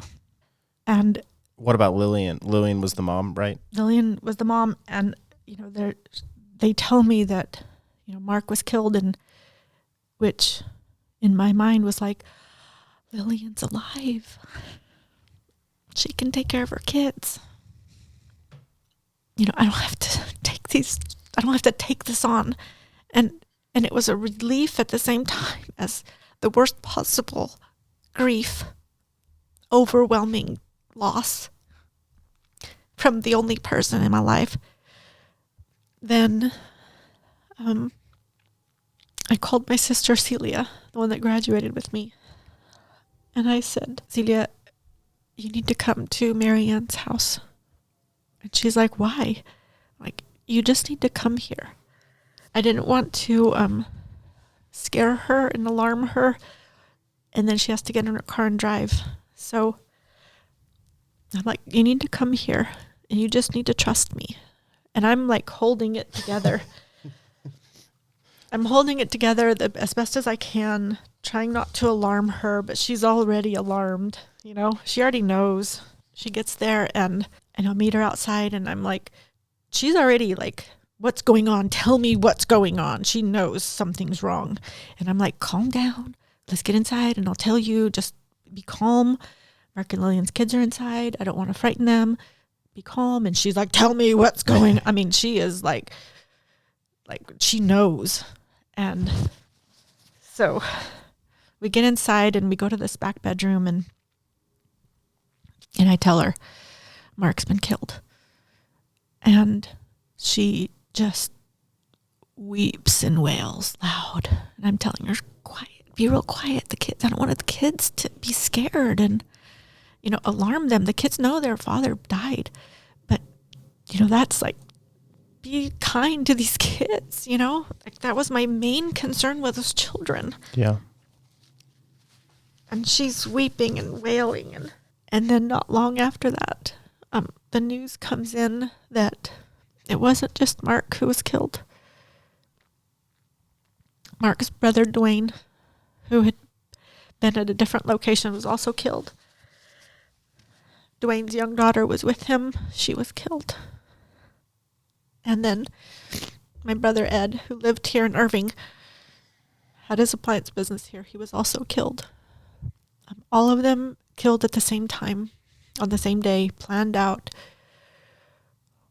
Those events became known as the 4 o'clock murders. And our lives were never the same after that. I don't even know what to ask. Okay. Whew. You find out this horrific news that the family that's raised you essentially from a young girl to a young woman has not only have they been killed, but everyone in the family that's outside of fundamentalist Latter-day Saints has been killed at the same time on the same day. Yeah. That was one of the most horrifying days of my life. We were, of course, this is national news. The police are involved. The FBI is involved. The SWAT team in Houston was protecting our house. We couldn't come and go. Planning the funerals, which with all of them was a massive undertaking. During the time that we're in that planning stage, of course, Lillian is stricken with grief. And, I'm her right-hand person. And where is she when this all happens? So what we find out later, it's like Brandon had gone to work with his dad that day, his oldest son. And Lillian's brother, Paul, came by the office and was like, "Hey, let me take Brandon to lunch." Yeah, sure, take him to lunch. And then Lillian had to go do some errands. So Mark ended up being alone during that time. But, the business is there. I watched on the news them bringing Mark's covered body, the coroner, bringing him out on those little, whatever those stretcher things are called. That I remember that image on the news and knowing that that's where he'd been killed. And then I don't know, a day later, 2 days later, I'm not sure, because I helped them run their business. There was a point in which I had to go back to the office where he'd been killed. Bullet holes in the walls, blood spattered, the fingerprinting, all the grayness from all the fingerprinting that the authorities had done. All of that's still there. And I had to go back and sit there at the desk where he was killed and log into the computer, this old Epson, the computer that Mark had for months sat and programmed so that it would print receipts. Wow. For the business. And there was information in that computer that was needed, and I had the login and the password or whatever it was at the time. I don't even remember. But there was information that was needed and I could access it. So I had to go back to the scene and just bear up under that and be helpful to the people who were trying to patch this whole thing together and figure out what's what. And then the funerals being planned. And one night we're getting ready. I'm downstairs and I'm ironing. And we're already scared out of our minds. And SWAT team is surrounding our house day and night We're not allowed to leave unless somebody knows where we're going. And, you know, under no conditions do you leave just for, like, to go for a walk. You know, nothing. So it's nighttime, and I'm ironing some things for the next day, and all of a sudden, all of the lights go out in the house. And everything goes dark, and instantly in my mind, they've cut the electricity, they're coming in, they're going to shoot us all. We're all dead. And everybody is thinking the same thing. There's lots of people, family that had come into town. There's lots of people in the house. And everybody is scrambling in the dark, whispering, where do I hide? And I finally find my sister and Celia, and we go and hide in the bathroom, in the bathtub. So we're making ourselves as small as we can in the bathtub, hoping they don't find us. And we're there for who knows how long. Feels like forever again. And then the lights come back on. And it's like, what's happening? And somebody comes in and says that everything's okay. They had installed lights that would motion detecting lights around the house, and somebody had tripped a wire, a breaker, which shut off the electricity to the entire house. But for that terrifying moment, minutes, however long it took, you're going to die. And you're just waiting for the gunshots to start. And then you end up going to this funeral where the entire city of Houston knows what's happening. And, there was so many people who knew the family and the churches and all the people that this was a massive funeral, that the Houston SWAT team donated their time to protect the family at the funeral and at the cemetery for the burial. And so we're arriving for the funeral, and there's plainclothes police doing odd jobs, but it's not. It just looks like a worker. Yeah. But they're plainclothes police, just keeping an eye on things. I get to the funeral, and when you pull in, everybody, like, there's a police and authority checking every vehicle. Because years and years before, one of the tactics that my father had come up with, because he wanted to kill somebody, but they knew that they were on his list, so they were in hiding. So my dad came up with this plan to kill somebody that would force them to come to the funeral, and then they could kill him there. All of that history left us at this funeral thinking, what if they come back? And of course, all the authorities know, and the FBI knows, and the police know. They're all protecting us. And when I arrive at the funeral home, I was taken aside by the authorities, and the thing that they wanted to know from me was they were showing me all these pictures of my family, saying, is this good family, or are these bad family? Are these the ones that are going to come? I had to name and say, these people are good, these are good. These are the ones that are part of the group that is carrying on my father's orders. These are my siblings, people that I love and cared about, that I'm saying they can be the ones. These are the ones you have to watch out for. So I want to dive into who orchestrated this, who planned this, where this, do we know whose idea it was? Do we know are the people who executed the idea? Are all those people in jail? Are all of them dead now? Just, yeah. The people who did it are my siblings.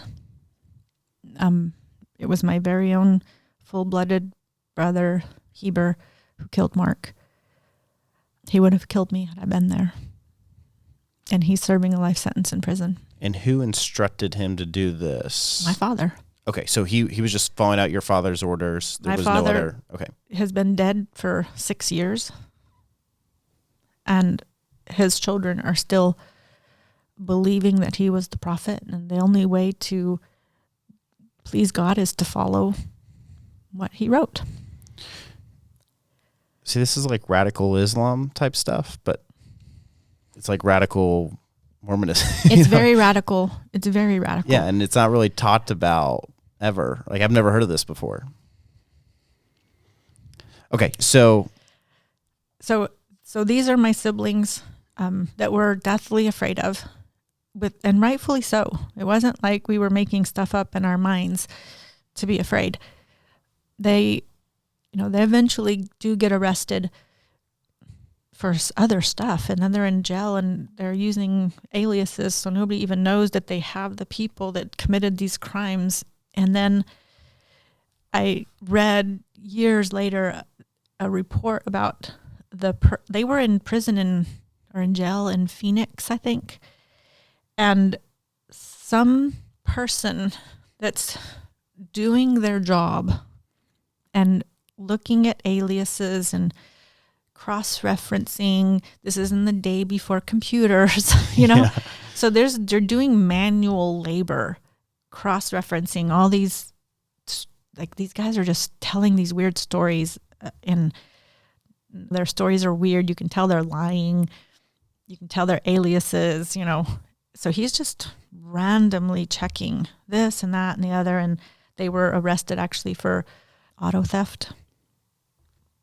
And eventually they're going to have to release them because whatever, you can't keep somebody in jail for auto theft. And their time is coming to get released. And like literally at the last minute, some random person doing their job makes the connection somehow.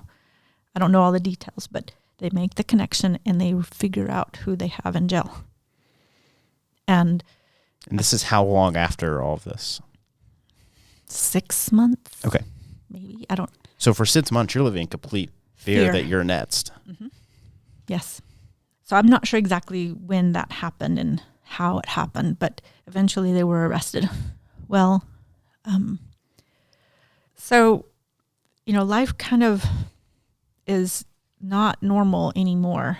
There's a lot of fear. There's a lot of, Lillian is very afraid. She goes into witness protection with her children, and I'm kind of left running their business and taking care of their house. And she's in California with her kids, and eventually I get flown to California to watch her kids while she goes and does some other stuff. And I have to get on the plane with the alias because we didn't want anybody knowing who I was and tracking me to where she was because she was in witness protection. So I got on the plane as Amanda Glass.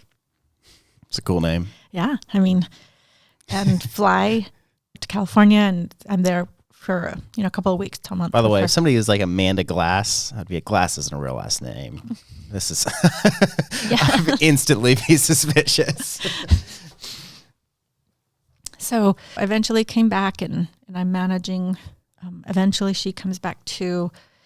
And I'm in college now, and I'm in school, and Lillian is really struggling, obviously, just grief and fear. And there's just a lot going on with her. And I come home for Christmas vacation from school, and I'm there with her, and there were people coming alongside of her to help her. She was struggling emotionally and mentally with the horrifying situation that she's now forced to live. and a lot of people coming alongside of her to help, and all of them telling me, yeah, go to school, you take care, you go to school. You know, I'd already postponed college for a year, so now they're saying, now you need to go to school. So I do, come home for Christmas, and she attempts suicide. And she spends some time in a mental institution, and so I don't go back to school when it's time. I'm helping with the kids, and eventually she comes home, and they have her on some medication, and everything seems to be like, okay, it's going to be okay. And the adults around, you know, you need to go back to school now. And so late into January, after everybody's been back for a while, I show back up and start classes again. And it was a Saturday morning when I'm in the school, in the dorm room, but pretty much by myself. And the phone rings and I answer it, and it's my sister, Celia. And she says, Anna, are you alone or are you with someone? I said, well, I'm alone. And she goes, you need to go get someone. And I said, Lillian's dead, isn't she? Just instantly. I knew. And she goes, go get someone. So I went and found one of the girls that was there in the dorm and had her come with me. And she goes, yeah, Lillian committed suicide. And so you need to come. And so my first thought is those kids. I'm like, find out where the kids are. I need to be with those kids. And I'm thinking in my mind, okay, now I'm going to raise these kids. I didn't see another way. Like, who else? Well, you know, Mark and Lillian kind of knew things could happen, and they had made arrangements, and so that responsibility didn't fall on me. Another family took the kids in and finished raising them. But it was after everything I'd lived through, everything I'd experienced, everything I'd gone through, and had just been strong because I had to my entire life. Losing Lillian was finally what broke me. And I remember finally heading back to school and just succumbing to this incredible clinical depression that wasn't diagnosed at the time. But when you're sleeping 20 hours a day, barely able to function, can't even find the will to show up for class, do the things that you would normally do. It was just a really, really dark time. And I remember thinking at the time, I'll never be happy again. I just knew it.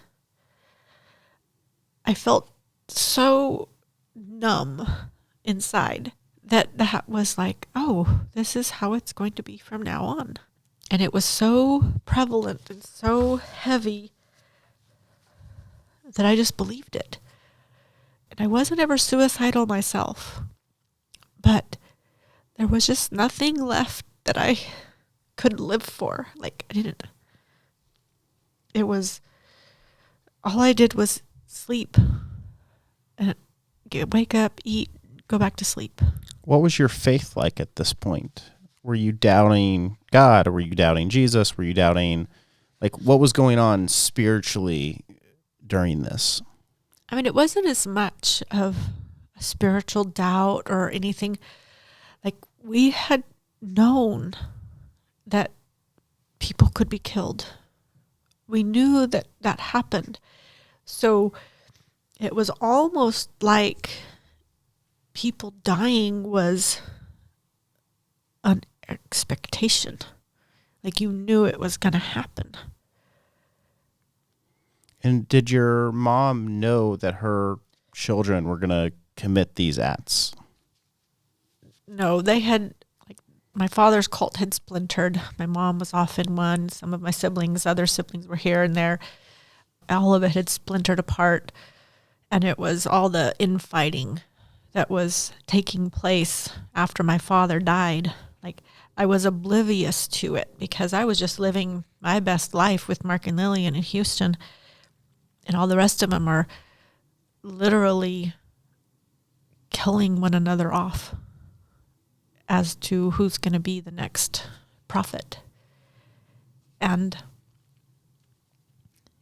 I didn't know about these things until much later when I was reading the books and hearing, the stories. And How weird is it to read about your own family in a book? it was so weird. Like, I didn't know I was in a cult. I didn't know that I had escaped a cult when I ran away from home. I had been living with Mark and Lillian for several years when I found a book in Lillian's belongings that had been written about my father called Prophet of Blood. And I'm like, what is this? So I go to my room and I'm reading this book and find out everything that has been happening that I didn't know about. I'm 15, 16 years old, finding out that there are people that are dead that I didn't know they were dead. I mean, because people came and went so often and we were shuffled around so much, we lost track of people a lot. Yeah, there's no Facebook. Yeah, there wasn't anything like that. And when somebody got killed, you didn't talk about it. And especially the people that did it didn't talk about it. The people that knew and planned knew, but that's it. Okay, so you're 20 years old when she commits suicide, right? I think so, yeah. And you're in a really bad spot as far as deeply depressed. You're in school, but I'm sure that's not going well because you're sleeping 20 hours a day. What is the road to recovery? What is you're here today, so obviously you broke out of this. You found healing. I'm sure it wasn't even then. I'm sure you found a way to get out, and then after you got out, you found healing. But take me through kind of this. We've gone through many chapters. Yes. Take me through this. That's the rock bottom chapter, I would say, Yeah, right? That definitely is. Take me up the mountain after that. So I had the year before, before Mark was killed, when I was still living at their house, I had Sandy Patty was coming to do a concert in Houston, and I had gotten everybody excited about going. Mark and Lillian. I mean, Lillian, it was like a girls thing, and Lillian and a bunch of ladies from the church and a bunch of my girlfriends. I had bought the tickets on Mark and Lillian's credit card, and everybody was paying me, and I was arranging the whole thing and who's going to do what, and I was so excited. Love Sandy Patty. And enjoyed that concert. When I'm in school now, Mark and Lillian are both gone, and the school is arranging a concert to go see Sandy Patty in Dallas now, because I was in school right here in Louisville. So they're arranging for all of us to go to Reunion Arena to see Sandy Patty in concert, and I have a ticket because I'm in the school, and I'm like, I'm not going. I didn't have any interest whatsoever, but everybody at the school got a ticket, so I'm not going. I'm living off campus now because I was sleeping so much and needed so much care that I was living off campus. And so a friend of mine, I'm at home in bed. It's 5:00 in the afternoon. My friend comes to the door and knocks, and I don't know who it is. I'm in bed. I'm not interested in whoever's at the door. She knocks and knocks and knocks and knocks. And I finally just what in the world? Why won't they quit knocking? And I go and open the door, and it's my friend. Her name is Kelly. And she's like, get dressed. We're going to the concert. And I'm like, no, I'm not going. That's how you know you're depressed, when things that you were really excited about before no longer have any kind of distraction or draw. There's a concert. Never mind. I'm not going. No, you're coming with me. Come on, get dressed and go. I'm like, no, I don't really want to go. I'll just be a downer. I don't feel like it. And I'm like, there's nothing about it that I'm interested in dragging myself out of bed for what? She's like, go get dressed. You're going to come. And she's like doing her best to just be a friend. Like, I can't just let her, die on the bed, lose her interest in life. And she says, like, she's like insistent. You need to come. So go get dressed. And she's like, and pack your jeans, because at the school we weren't allowed to wear jeans. The girls had to wear dresses or culottes. So she goes, well, bring your pair of jeans, because after the concert, I have off-campus permission, and we're going to go down to West End and hang out at West End with some of the guys, which was also prohibited. So you are a rebel. I mean, bring your jeans. Bring your jeans, because we're going to West End after the concert. I have off-campus. And Mel's will be there. There will be boys. So I'm just like, no, I don't really want to go. Leave me alone. I'm just going to go back to bed. No. She's like, get dressed, or you're going to the concert in your pajamas. Like, you don't have a choice. You're coming with me. And I'm just like, no, I don't want to go. You need to just go and have fun. She's like, get dressed and let's go.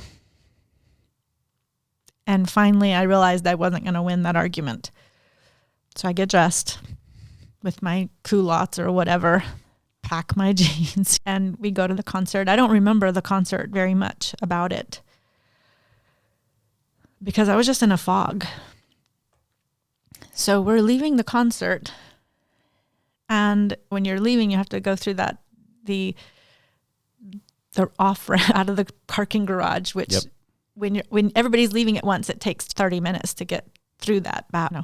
Well, here in Dallas, no one knows how to drive, so probably 8 hours. Hours. So we're in that little ramp, circling our way down slowly, and Kelly decides that we're going to change into our jeans in the back of the car before we get on the highway, because me and her are in the back and our two other friends are in the front. So we're in the back of the car, and we've been taught modesty, of course. So I'm like, they're going to see us in the car behind us and their lights, and they're going to wonder what's going on in this car with all of us changing. And my wife is still that way, by the way. So we're like changing into our jeans and trying to shimmy our jeans under our skirts and trying to be modest while we're changing. And just that little, they might see us and we might get caught and we're breaking the rules, and all of that combined. In that moment, I felt an adrenaline rush from breaking the rules and changing clothes in the car, and what if these people see us? And for a second, I didn't feel dead inside. And in that moment, I took a deep breath and I went, oh my gosh, I'll be able to be happy again. I'll be able to experience happiness again. I just got to break more rules. I just got to break the rules. I mean, it was such a defining moment that I felt something. And that was the beginning of my way out. I mean, it didn't fix everything, and I still had a long way to go, but I didn't think that I was left to live the rest of my life without any emotion. Yeah. So I want to talk about dating. Because you didn't really have a father figure, or you don't want to date someone like your father. You don't want to do that. Correct. And you're obviously a great kid. You love kids. Like, you have a lot of desirable qualities. So take me through. I mean, you meet somebody, and no person you're meeting is going to know your background or going to have anything similar. So just dive into that a little bit, and you can decide where you want to go in on, what phase in life you want to enter that in at. But well, we'll go back to that little Christian school where, by the spring after I started attending there, I had a little boyfriend, right? Yep. That kept me there and settled, rooted in Houston. Well, he and I dated all throughout high school. Like, we didn't date like in the traditional sense. We were just going together. That's what they called it back in the day. So we were going together. Mark and Lillian wouldn't Back let in the mid 2000s, right? the 80s. Just playing. So Mark and Lillian didn't approve of me dating at a young age. And so we didn't actually date. When I talked to them about being allowed to date, they said, listen, you guys spend 5 days a week at school together, Sunday morning, Sunday night, Wednesday night, church, Friday night youth meeting together. You go to summer camp, you go to state conventions, you go to national conventions, spending You're pretty much married. Like, there's nothing you two have to say to each other that you can't say during one of those times. That was their idea. Pretty solid argument. I mean, you couldn't argue with them. So we would manage to sneak off and make out. You know, we weren't allowed to, but we did. Like, just hello, hormones and teenagers. But, you know, there was, you know, he and I were going together the whole time that I was in school there. Eventually we broke up. I dated other people and had other relationships. But these were people that were part of the church. So they knew they knew the background. They knew stuff. So I didn't have to do any explaining. Oh, so these are other Latter-day Saints? No, this is the Christian school. Okay. So eventually, you know, I graduate, and at that point, he and I aren't together, the original boyfriend. But there were, during the time that, right after Mark got killed and all that was happening, several of the guys from the school, the teenage boys that were becoming men and had jobs and all that, several of them would take turns coming to Lillian's house and just spending the night sitting in a chair awake so that the rest of us could sleep. Like, we'll be here, you guys go sleep. And he was one of them. Like, there were several of them that would kind of take turns and just stand guard. These are just 17, 18-year-old, 19-year-old guys who just cared. And, you know, during that time, I didn't want to sleep up in my room alone. I would sleep on the couch, and this boyfriend that wasn't the boyfriend at the time, it was just like a really difficult season. We weren't together. He would stay at the house, and he would just sit by the couch. And I could put my arm on him, and I would sleep, and he would sit next to the couch so I could sleep. I mean, it was just such a difficult time. And after Lillian died, and then I kind of felt that spark and came back to feeling like I could live my life again, we reconnected and then got married in December. And you were how old? I turned 21 the next day after we got married. Now, was your concept of marriage still a woman should have a bunch of kids? Because that's what you were like raised in? You know? I wanted to have a bunch of kids. But of course, that's how I was raised. My mom had 12 kids. Mark and Lillian had 6 kids. I managed all of their kids, so that was doable for me. In my mind, I thought 8 was just like a right number. So I wanted 8 kids. Is that how many you want?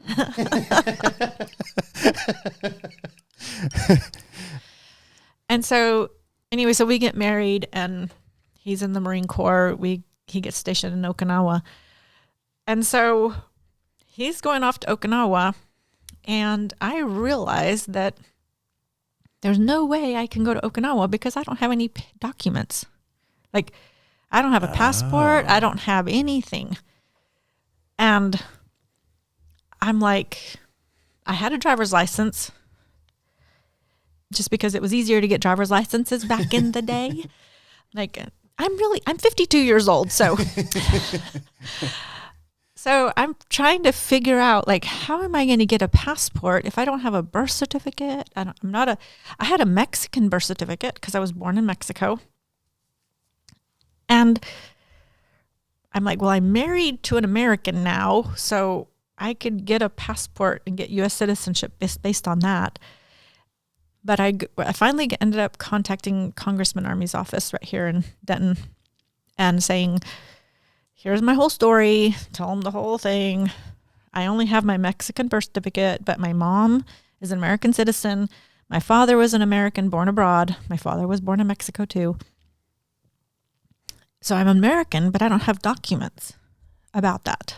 And I need to get a passport and a visa so I can go to Okinawa, Japan and be with my husband. Well, they're like, this is the craziest thing. Yeah. No way is this true. Oh my gosh, that's amazing. We have to I say it took an act of Congress, because I had to get a congressman to help me. And finally, they researched the law, and I had to, back in the day before internet, contact the school in Arizona where my mom went to high school. And so I'm calling uncles and aunts and people that have, I've never had contact with. We knew they existed. One my uncle came through town once, and we went to a hotel and got to meet him, and it was just really weird. But we had been so isolated from our family that I knew my uncle's name was Melvin Martineau, and we looked him up and found him. And Melvin, how are you looking people up? How does that work before the internet? Call 411. You had to call. Okay. There was a number you could call, and you called information, and you used the city's area code. You could use the city's area code, call information for that city, and look up the name and number, and they would look it up in your phone book. So I'm tracking down my Uncle Melvin and find my Uncle Melvin. Okay, Melvin, where did my mom go to school, and where did she go to college, and where were her kids born? Because I had to come up with documentation, because I had a birth certificate that had my mother's and my father's name on it, but it's Mexican birth certificate. So I'm FedExing documents, letters to the people that keep track of the date, the births and the birth certificates and stuff, trying to get all this information, contacting the school my mom went to high school in, contacting the college, getting her transcripts. And then with all of this documentation that shows that my mom was an American citizen and all that, I go to the passport agency in Houston. I get on a plane and fly down there. This is very expensive. Back in the day, flights were $400, What? to Houston. So I'm flying, to Houston to go to the passport agency. And I show up, and here's all my documents in my application for a passport. And they're like, no, this is not enough. You need this. They send me home with this list. I go back to Congress and Armies. They're like, no, let's go gather more documents so we get more. And then this time, Congressman Army's office sends me with a business card, with his business card, and they flipped it over and wrote a number on the back. And they said, if the passport agency tells you no this time, give them this card and have them call this number. So you got your passport. So I got my passport finally, which, having my passport, I walked up into the office that day, bought another $400 ticket, showed up first thing in the morning. Oh, yeah, so you would go to the airport to buy a plane ticket. Yeah. Right? Yeah, see, that's before my time. So you show up, and when you buy them last minute, they're more expensive. So I'm like, this is very expensive prospect passport. So I show up first thing in the morning and hand over this big stack of papers to the passport lady. And she looks at me and hard rolls her eyes. All government employees. This is not your typical passport application. Yeah. So she's gone for hours. The line is behind me, and she finally comes back, and she's like, "Okay, we're going to issue you the passport." And she looks at me, and she goes, "Listen, this passport's good for 10 years. Do not let this expire." You renew this thing before it expires, or you're not going to get another one. And literally, I've kept my passport. Yeah. I do not let that thing expire. But I was able to then, with my passport, I'm now a U.S. citizen. That's my proof of citizenship. So I'm official, and I can go to Okinawa. I end up there for a couple of years and have a baby, and first son is born over in Japan, come back to Amarillo. We live, I'm just I had 5 kids eventually in Amarillo. And then go from Amarillo and I get a job working for a company, and I moved to Austin. What I didn't know when I moved to Austin, and I'm living in South Austin, was that I had just moved right in the middle of my family that we were all afraid of. Why does the story keep getting crazy? I thought we were past the crazy part. I'm telling you, it's crazy. I said, I'm like, you were like, how many kids do you have at this point? I have 5 kids. Okay, so you have all 5. What's the oldest and youngest? At the time? Yeah. Like 2 to 12 or something like that. There's like I don't even know. They change it on me every year. I can't keep track. So I'm in Austin working this new job, and I go to the grocery store one day. I'm at the meat counter. I asked the butcher, like, could I get this much meat and will you slice it, and da-da-da. He comes back, the meat's not sliced. So I was like, oh, remember? I was like, I wanted it sliced. And he grins, like he smiles because he remembered it was supposed to be sliced. And he's like, oh yeah, that's right. And I looked at his teeth, and I looked at him and I said, your name is Harvey, isn't it? And he goes white, and he's like, you're, I'm like, I'm Anna. I mean, we had been playmates as kids, hadn't seen each other in decades, since we were kids. And here I am, 5 kids and grown adult. And I recognized him because of his teeth, because he had very distinct pattern of his teeth, how they were shaped. And he had changed his name years and years ago, and he was going by Steve. And his little name tag was tucked inside of his apron, so I didn't see it. And so when I called him by his name, it was like it was a name he hadn't heard in a long time. And it was at that moment that I realized, like, oh my God, all of these people that I am deathly afraid of, he's connected to them somehow.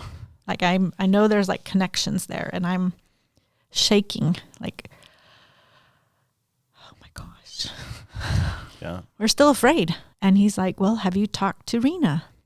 And Rena was Mark's sister and had been married to my dad at one point.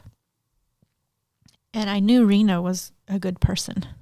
So when he mentioned Rena, I was like, okay, it's going to be okay. Rena's fine. Rena's a good person.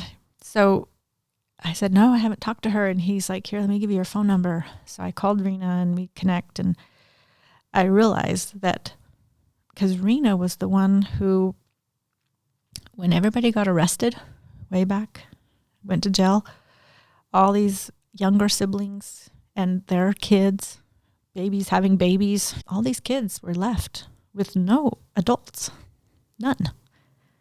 They were in Mexico and none of the adults came back. So there's teenage girls with a bunch of kids and no adults. Well, eventually, one of the investigators from Houston that had been investigating all of that realized that there were kids, like that there's kids in Mexico. So he figures out a way to get there and find them. And he finds them and brings them back to the United States. And Rena takes them all in. And there's a bunch of them. And so they go live down there in Central Austin. And I mean, Central Texas, where that's where they're all at. And then I go right and move right in the big middle of them. And I am literally scared of them, scared spitless of them. Like, what have I done? I didn't know they lived there. Yeah. So Rena invites me to come to the Christmas get together. They're mostly grown now, and because we've all been like, it's been years. Like, they're mostly grown, and these are my siblings that I'm afraid of. She invites me to the Christmas party, and I make excuses why I can't come. This is our busy season, and Yeah. I can't come. I'm sorry. I'll try to come, but 5 little ones. It's tough. I mean, so I don't end up going to the Christmas one. Then later in July, they have a 4th of July get together again. They all get together 2 times a year. They're all grown up and spread out, and they all come back. So she invites me to the 4th of July party, and I'm like, okay. And I'm thinking in my head, they all know I'm here, and if they wanted me dead, they could have already taken me out. So the odds are probably in my favor. I probably would be okay. But there's that doubt. Yeah. For good reason. So I show up at this party on 4th of July, and I pull up, and my husband's with me at the time, and the kids, and I'm thinking he's a Marine, former Marine. Once a Marine, always a Marine. He can take him out if he needs to, if it comes down to that, Literally, I'm having those thoughts pulling up to the house. Well, all my siblings are inside the house, opening, cracking the window, like, she's coming, she's going to come. Like, we've not seen each other in decades. Yeah. She's here, she's here. And they're all saying, everybody act normal, don't scare her away. Because they had been like so isolated from their family and knew that there was no chance that we were going to trust them. Knew. And the fact that I was willing to, and I showed up that day and saw my sisters grown. We hadn't seen each other since we were kids. And we're all grown up now. And we're meeting again for the very first time. Prior to moving to Austin, I'd been living in Amarillo, having a bunch of kids. And I ended up, long story, I don't know how much time we have left, but all the time in the world. I ended up, while we were living in Amarillo, coming to Dallas for a wedding for one of Mark and Lillian's children. She was getting married, and of course I'm going to be there at the wedding. And because Rena had custody of all these kids, she had brought some people. She had come to the wedding because that's her niece. This is Mark's sister, and this is Mark's daughter getting married. So she had come to the wedding and brought kids that were my brother Heber's children that I had never met. I hadn't seen Heber since I was a kid. And here he has kids. And these little 8, 9, 10-year-old kids are here at the wedding. And I know Rena's a good person, and I know that she can be trusted. So she's introducing me to Heber's children. And I'm like, wow, I didn't know he even had kids, or maybe I did. And I just didn't yeah. We were so isolated from one another. And it was a happy time at that wedding, seeing the kids and meeting them. And I wanted to get pictures with them because it was like, these are my nieces and nephews. Well, I get home from that wedding, and that night I have a nightmare. And I'm in my nightmare, a brown van pulls up to my house, and it's my siblings in the van that get out, guns a-blazing, shoot me. I fall down, and in my dream, in the nightmare, I think to myself, if I pretend I'm dead, they won't shoot me again, and I can go see if my kids are okay. But just pretend you're dead. So in my nightmare, I'm just pretending. And then, of course, I wake up, and it's a nightmare, and I'm drenched in sweat, and it's just been... I didn't realize that nightmare was a trigger. The wedding was a trigger that brought up this memory. And I had this nightmare. So the next day I had a play date with a friend of mine and her children. She had 3 boys. I had 3 boys at the time. They're playing in the park, and I'm telling her about this nightmare. And I don't talk about my family of origin very much to anybody at this point. For good reason. So I'm telling her I had this nightmare and explaining it to her, like what those things mean and, why I would have a nightmare like that. And she looks at me and she says, at your church, do they have lay ministry counseling? And I said, no, I don't think they do. And she goes, well, at my church, they have it. If I make you an appointment, will you go? And I'm like, sure. I don't know why I have to go to counseling for a dream, like a night. I mean, I had a nightmare. My life isn't all that crazy. What's the big deal? And then she says, do you need me to watch your boys while you're there, or do you need me to drive you? she intended for me to make that appointment to go. So I go to this appointment, and for the first time in my life, I'm telling a perfect stranger, like my whole story front to back in an hour. Like, how long have we been here now? I have an hour to get the whole thing in and what this nightmare means and what it's based on. And at the end of that hour, she is very kind. I don't know her name. I don't know which church it was. I hope that one day I could like find her and tell her thank you. But at the end of that hour, she slips a card over the desk to me and says, the kind of help that you need is more than I can offer you here. And so I'm going to, recommend that you go to Samaritan Pastoral Counseling Ministries, and they work on a sliding scale, and they'll get you the kind of professional counseling that you need. And I'm still confused in my mind, like, what is the big deal? Like, really? Wow.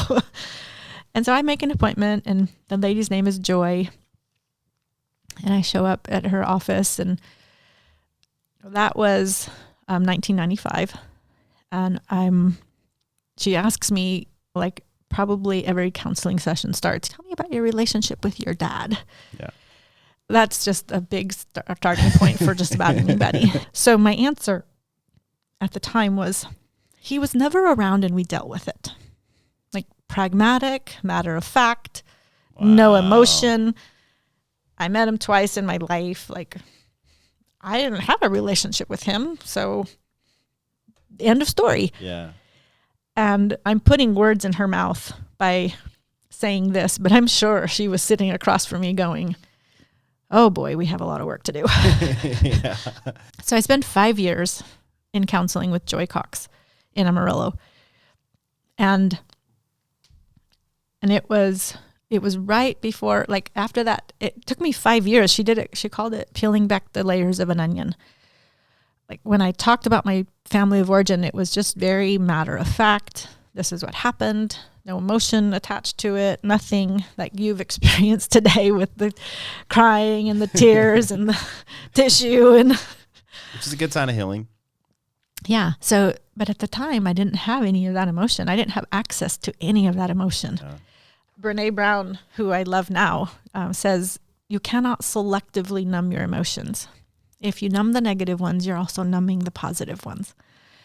And so I had just numbed everything because I didn't know how to access emotion without feeling overwhelmed by it.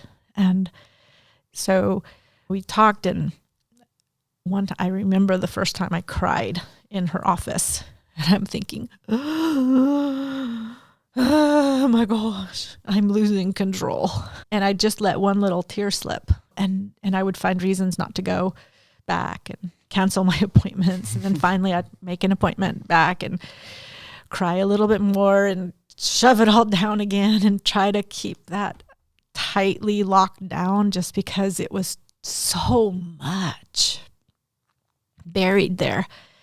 No pun intended. Eventually, it was just through her kindness, through her patience, through her care, and her very presence, I eventually unlocked that well of grief that was just like buried and the depths of it. I thought that when I finally, like, the dam was undone and it flowed out, I just thought, I'll never stop crying. And I just cried and cried and cried and cried and cried for hours at her office over and over again. And I would leave her office, and like, good counselors will try to, kind of get you back to a neutral emotional state before they let you go. And there would be times when that was just not possible, and I would leave and I would try to drive home and have to pull over on the side of the road because I was crying so much still that I just couldn't stop the tears. Yeah. It was gut-wrenching. Like, I would have my appointments on Thursday and then spend Friday, Saturday, and Sunday trying to recover. And then Monday, Tuesday, and Wednesday dreading Thursday. What are the conversations at home about this? Are you, like... I mean, I don't know. It's just, I didn't know how to have these conversations with people. It was so foreign to me. to express this emotion when all I had ever done my whole life was talk pragmatically about my family. Yeah. And so it took 5 years before that just the dam broke, and I was sobbing and weeping like for everything and everyone. I mean, it was just so overwhelming. And that went on for months. And Joy tells me, she says, this kind of work is really emotionally taxing and it drains you physically. So just do the bare minimum with your kids and say no to everything and don't volunteer for anything. And you just do this work. This is your work now. And I did for months. That's all I did. And one day I went into her office and I was just like, I don't feel like I have to cry anymore. Like the sun is shining and I can hear the birds singing and my heart feels light and I feel like I don't have to cry anymore. And she goes, okay, now you can go live in your skin. Those were her words. Wow. And then before I left, one of the recurring themes during the whole counseling, 5 years of counseling, one of the recurring themes was there's never enough time, there's never enough food, there's never enough money. When you have 5 kids and your husband is in the military and we're living on below the poverty level, and I'm just determined that I'm going to raise my kids and stay home with them. So my mom, I'm the youngest of 4, and my dad was the only person that worked. My mom stayed home, and my dad worked at church and make a lot of money. So I recognize this. I didn't see my dad a lot because it's like he was any side gig, anything you do just to be able to provide more for our family, he did. And so I can reason with that a lot of understanding that because I've talked to my mom a lot about that. Yeah. And so that recurring theme of there's never enough time and energy and food and money and whatever. And it was just like a whole situation where the frame of mind that I looked at life through was from a scarcity point of view. And one of the things that she said to me during one of those last visits with her was, she said, look for God's abundance. And I had no idea what she was talking about. You just thought it was one of those feel-good lines? Like just, okay, fine, whatever. Okay, I feel better. Thank you. Bye. And it was right after that I moved to Central Texas and connected with my family. Wow. Like it was almost like it was divinely appointed time. Yeah.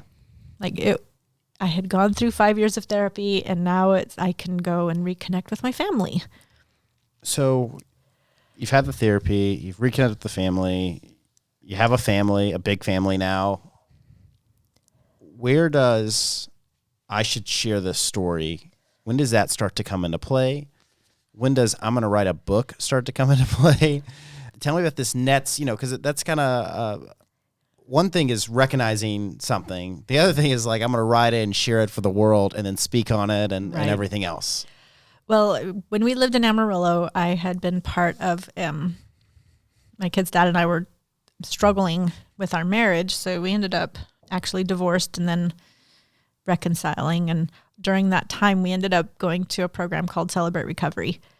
Both of us. He was on the men's side, I was on the women's side, and we were trying to patch our marriage back together. And it was just a whole thing, a whole level of difficulty that, on top of everything else in my whole life. So I ended up in Celebrate Recovery and went through those steps. And when you complete the steps, they offer you the opportunity to tell your story.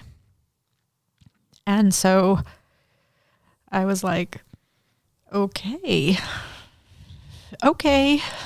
And knew the day was coming that I was going to share my story. And they're very intuitive and perceptive. And they said, everybody that's going to share gets to decide, do they want to be in the pulpit or do they want to stand with a little music stand or do they want to sit? How do you want the chairs arranged? It's like, whatever's going to be the most comfortable for you. And I was like, well, for sure, have the chairs. I want to be sitting down. Yeah. And I had written out my story. painstakingly written out. Like, I don't have 4 hours with these people. I need to like narrow it down. And I literally sat there that day and told my story for the first time to a group of people. Now it's not just the counselor. Now it's a whole group. And sobbed my way through it. Because by that time I had been through this counseling and I had access to that emotion. And I sobbed my way through it. And cried and cried, went through a whole box of Kleenex. Everybody's crying. The whole thing is just horrifyingly sad. But I shared it. And I always kind of knew that I wanted to tell my story. Because, you go to a church and they have all these inspirational speakers, and you go to women's retreats and these people tell their story and it's so impactful and it impacts you. And I always just saw myself like, I could do that. I could share my story and inspire people and help people. And so I had this idea in my mind that I wanted to do it, but like, where do you even start? Well, then we moved to Austin. The church that I attended there, they kind of heard about my background and said, would you share your testimony at the women's thing, And I was like, okay.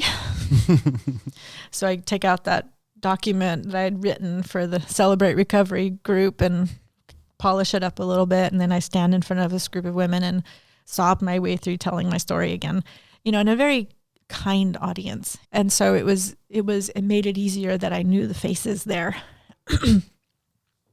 And then we moved to Dallas, and a friend of mine from Amarillo that we had stayed friends, she was part of a ministry that called Stonecroft Ministries, where they get together through luncheons and invite people to share their story and share the gospel.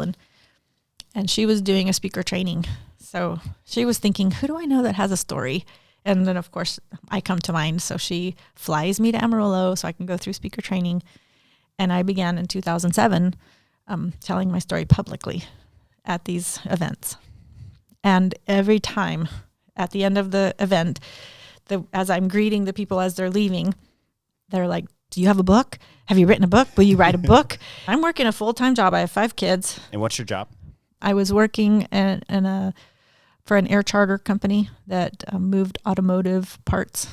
So it was a cargo charter business.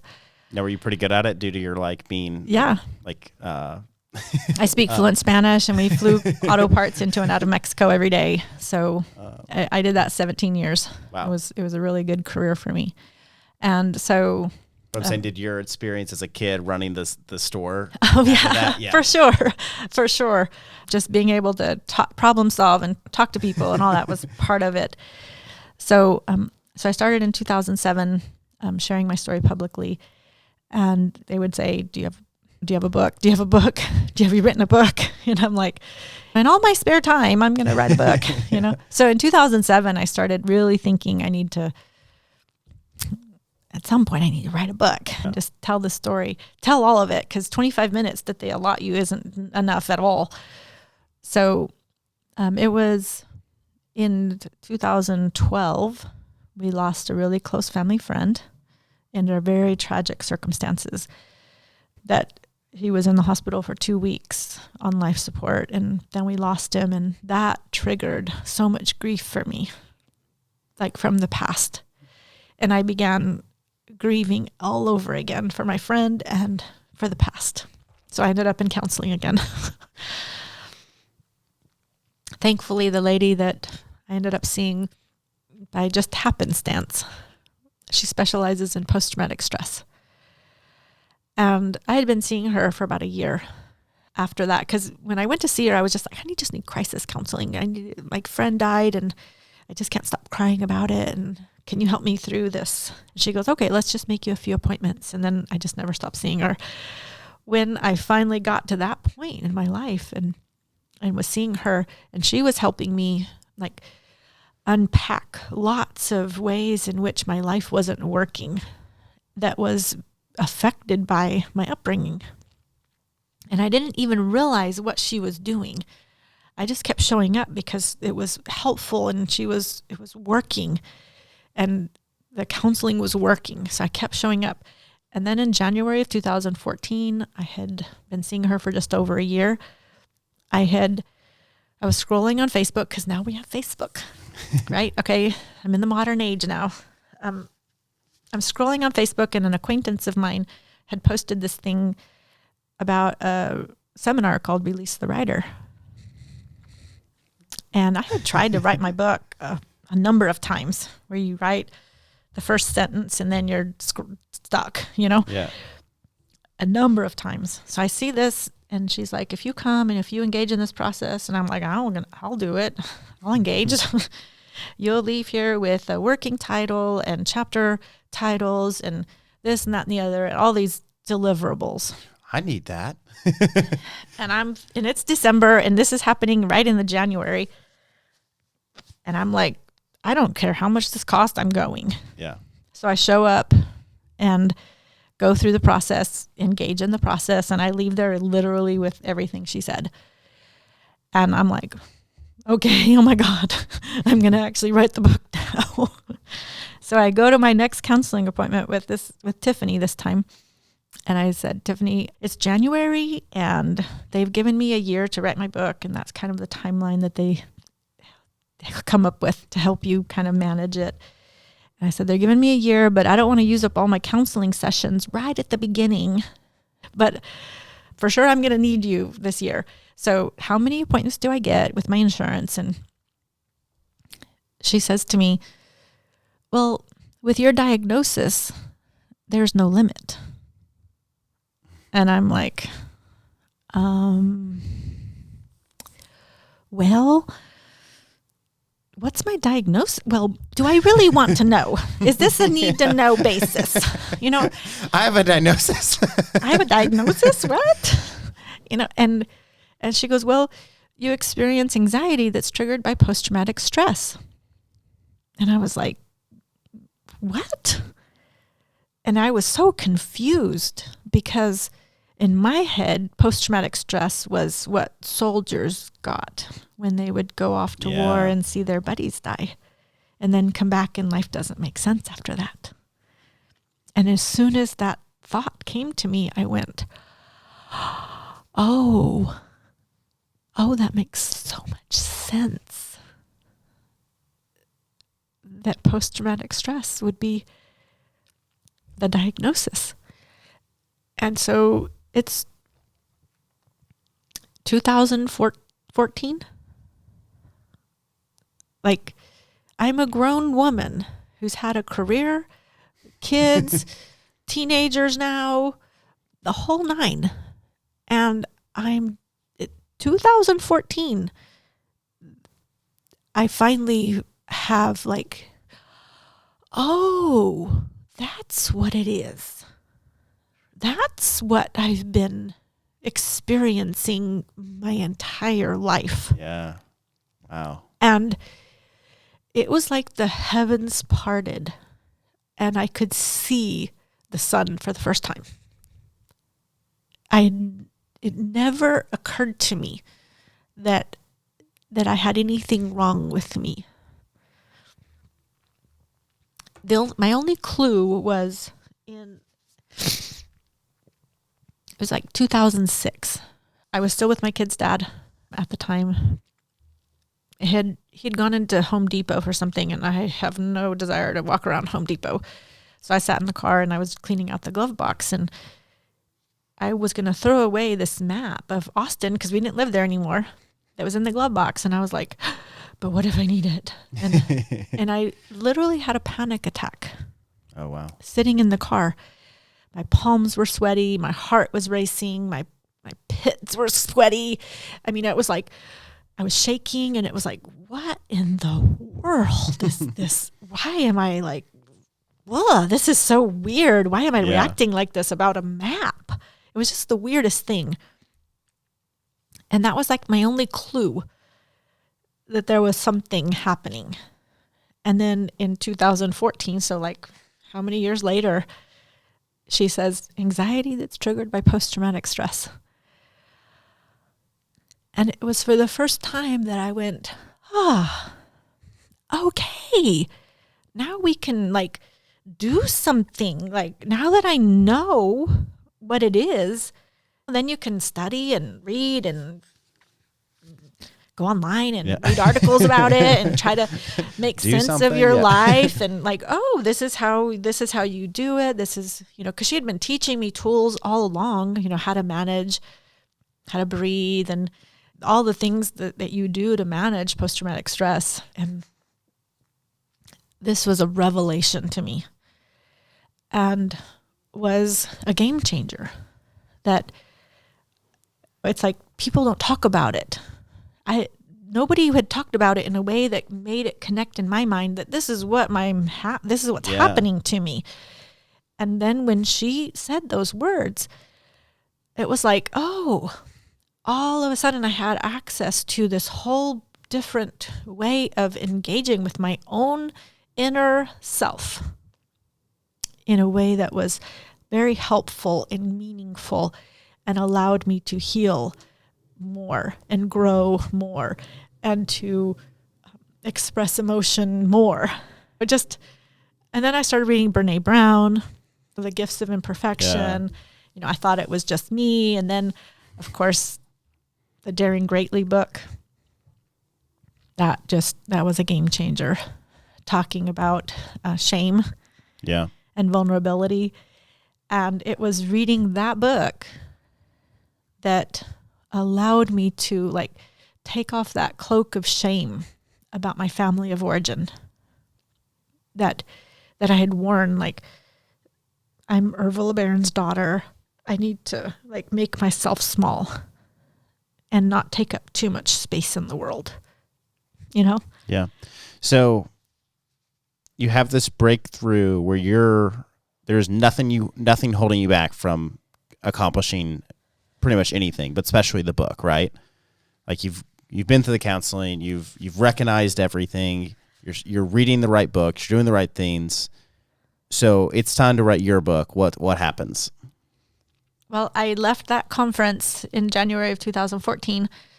Like, I didn't know where to start. I had tried to start so many times, and it was like, where do you even start with the story? It's so gigantic. Where do you start? Well, while I was at the conference, they said, write 250 words a day, 4 days a week for 50 weeks, and you'll have yourself a first draft of a manuscript. That was their prescribed. And then I didn't know what 250 words was. It seemed like a lot to me. So that was Saturday night. Sunday morning, I wake up and I think, okay, I'm going to start on Monday. I'm going to get my 250 words. And this voice, this prompt that was spirit says, start today. And I'm like, what? Like, I'm not ready for that yet. Yeah. Tomorrow I'll be ready, but not today. No, and I was like, it's 6:00 in the morning. My roommate's not even awake. I don't want to wake her up. I don't know where my laptop is. And immediately I have a picture in my mind of where I set my laptop the night before. And I was like, okay, I hear you. Yeah. So I get up and I find my laptop exactly where I pictured it in my mind. I sneak out of the room and go to the common area. As I'm walking to the common area, I remember that I had written a blog the year before. And in that blog, I had talked about my childhood. And so I came up with this genius idea that if I just copied and pasted this blog into this Word document that I had on my computer already with the working title of my book, because that's what she said would happen. And I did. I was like, if I copy and paste that blog into here, there's my first 250 words. And I'm done for the day. I'm going to cheat my way through the first step, And so I did. I went and found my blog and copied and pasted my blog that I had just like typed it out like fast. Type, hit publish. And then you go, oh, I have error. I got to edit before anybody reads it, Yeah. And then that's how fancy my blogging was. So I copied and pasted. Well, that's still how I blog. I mean, so I copied and pasted it, and I looked at the word count because I'd never looked at that before in my life. I didn't know what 250 words was. And this blog that I had just typed out and hit publish and was like 1,400 words. And I was like, oh my gosh, I can do this. For the first time, it felt doable to me. Because if I could just blog 1,400 words without any difficulty, I could do 250 words a day. Yeah. And write this book. So at that point, I said, well, this blog has stuff that has to do with my current life. And so I'm going to delete everything about my current life and just leave that one story I told from my childhood. And I'll leave that in there. And that's going to be my first entry. So I deleted everything else, left that one story. And it was over 400 words. And I was like, oh my gosh, this is so doable. And the image that came to me that weekend was the story of, I think it was Ezekiel, where God takes him to the valley of bones, the dry bones. Mm-hmm. And he's like, prophesy to these bones and tell them to live. And Ezekiel's like, okay. And so he prophesies, and the bones get up, and the bones, flesh and sinew, and, comes on them. And then he prophesies, and then they live, and it was like, in my mind, each of my childhood stories that I had told stories all my life, this little thing here, that, playing cars and this and games and board, whatever we were talking about, I knew that if I just put the bones of my story, each little bone is a story, that I could write my book bone by bone. And that's what I did. So you would just sit down and remember a story from your childhood mm-hmm. and write it down. And then before you know it, you had how many pages? My plan was 4 days a week, 250 words a day, to have it by the end of the year. By about March, I had like 40,000 words. Wow. Once I started, and once it became doable for me, and once I realized that each bone, all I had to do was just each memory that came to me would be written down. It just flowed like the dam broke, and I couldn't stop writing. And so around March, 40,000 words, that was a lot of writing. Yeah. Okay, so let me back up just a little bit. Okay. So a friend of mine went to a bloggers conference. I mean, I should have been there. I was a blogger, She goes to this bloggers conference, and there's a lady on the panel talking, and she's a literary agent. So my friend goes up to her after it. She kind of just sides up to her and says, I have a friend who, is born in polygamy, and she escaped the cult and blah, blah, blah. And she has a story. And the literary agent said, tell your friend to contact me. And so my friend gets the card and then promptly loses it. But she comes home real excited. I met a literary agent, and she wants you to call her. And I'm like, what's her name? I don't know. The card is missing. And I'm like, okay, well, I wasn't quite ready for that whole life. So I was like, okay, well, just whenever you find the card, let me know and I'll call her. Well, months later, I'd forgotten all about it. We go and we're going to meet for lunch. And that morning I had finished reading Brene Brown's book, and I had posted a blog that was my most vulnerable blog I'd ever written in my whole life. And I thought, this is crazy. What I just wrote was crazy, talking this vulnerably about my stuff. So I didn't hit publish. I just wrote the blog. I printed it out, and I was going to take it to my friend and say, read this and tell me if I'm crazy. Should I hit publish on this? But I'd already kind of knew that if she said yes, I was going to. So she reads it, and she's like, oh no, this is crazy, but it's good. And I was like, okay, as soon as I get home, I'll hit publish. Well, we were getting into her car because we had been walking before lunch. She gets back into her car. She's digging around the back seat of her car to change her shoes, and she finds the card. Wow. So you just kind of have this God's timing thing. Mm-hmm. Like, if I had not been willing to be vulnerable, to tell my story in the way that really lets the reader see my heart, it just wasn't the right time yet.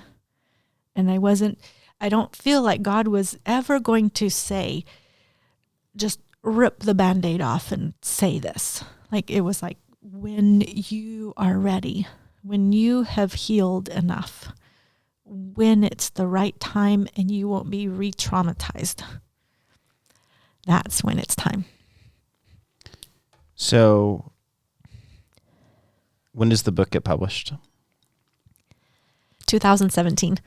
It's almost 4 years to the day. Yeah, I saw it was March 18th. March 21st. Dang it. I was like, I remember because I looked up when I was getting it. March 17th, we had our launch party, though. Okay. So it was 4 years ago. And what has the last 4 years been like? What has it opened up? Like what are you, obviously you do more than the book. Are you now helping people write their books? Just, this is full, you can do self-promotion, you do whatever. But I just want to know, like, we've all led up to the book being published, which is out now and free on Audible. Yeah. You have Audible Plus. It's free. Tell me the last 4 years, what that's been like since it's come out. Well, I had this to go back 5 years. Okay. Because all that time I was writing, you have to write a book proposal. Because once I finally met my agent, she was like, you need to write a book proposal. And it ended up being that lady that was on stage? Yes. Oh, okay. And it was her. I finally called her and then she goes, okay, I want to hear your whole story. So let's set a time to talk when I have time. And so she goes, I want to hear your whole story front to back. So literally I was on the phone with her like 3 hours telling her everything. And then she said to me at the end of that, like, I believe in your story. And if we can't find a publisher for it, then I will help you self-publish. I was like, oh my God, this is getting done one way or another. Yeah. Like I'm on the hook now. And so I got my sample chapters written. I got my book proposal written, and I ended up hiring. She told me I only had this little blogging experience. That was it. No real writing. So she said, you need to hire a professional editor to work with you or else I won't work with you. So I hired a professional editor. Like, okay. And so I got my sample chapters written and book proposal written, which took a long time. It's like, you would not think it would take that much time. A book proposal is like a whole nother book. And so the day I turned in... How many pages is it? Like 30, 40 pages. Oh man. So it's almost like a final essay for a grade almost. Like it's, you have to have a marketing plan. You have to have this. You have to have a business plan, but for your book. Like a business plan for your book. Okay. Yeah. And so she had written others and helped people. So she helped me with mine. I turned it in to the agent, and my agent had already said to me, authors have to sell their own books. So you need to learn how to market books. Well, I'd been in marketing and sales since I was 9 years old, selling cakes door to door in Mexico. We didn't even talk about that. I've been in sales since I was 9. So I was like, I got this. Sales. Okay. I'll figure out how to sell Some books. people are scared of cold calling. Yeah, like whatever.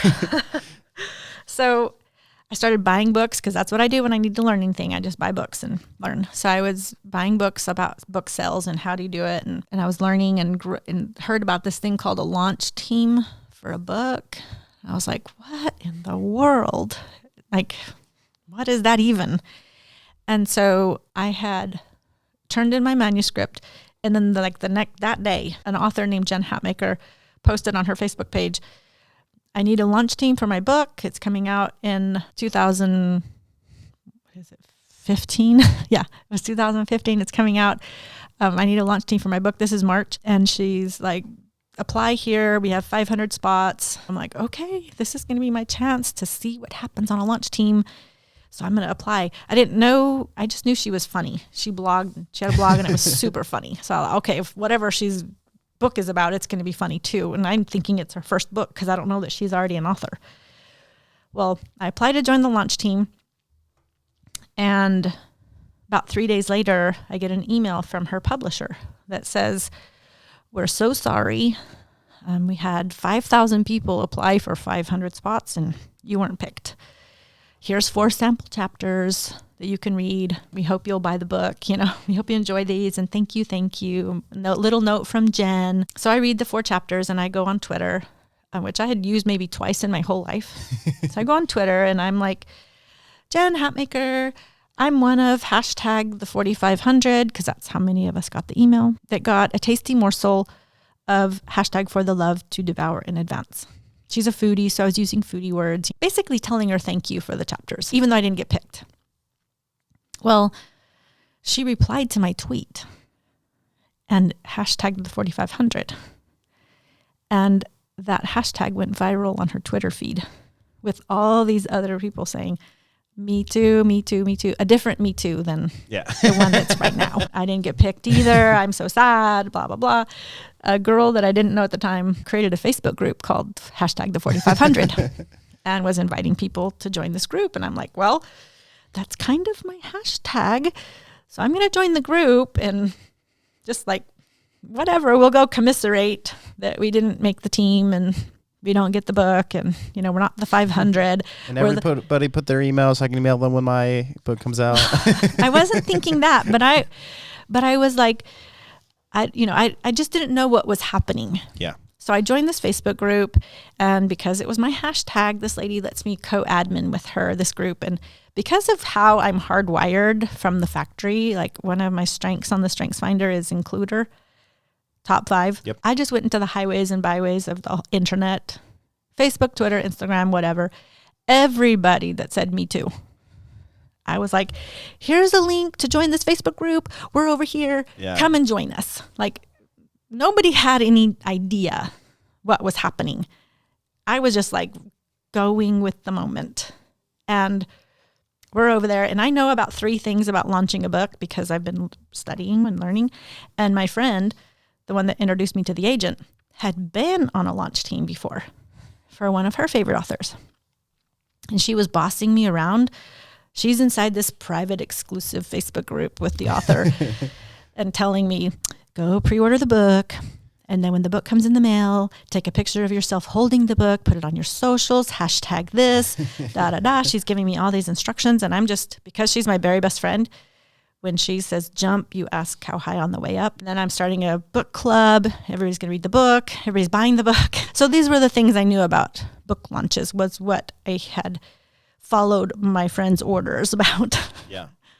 So we're in this group, and 1,300 women join the group. And I'm in there like, I know 3 things about book launching.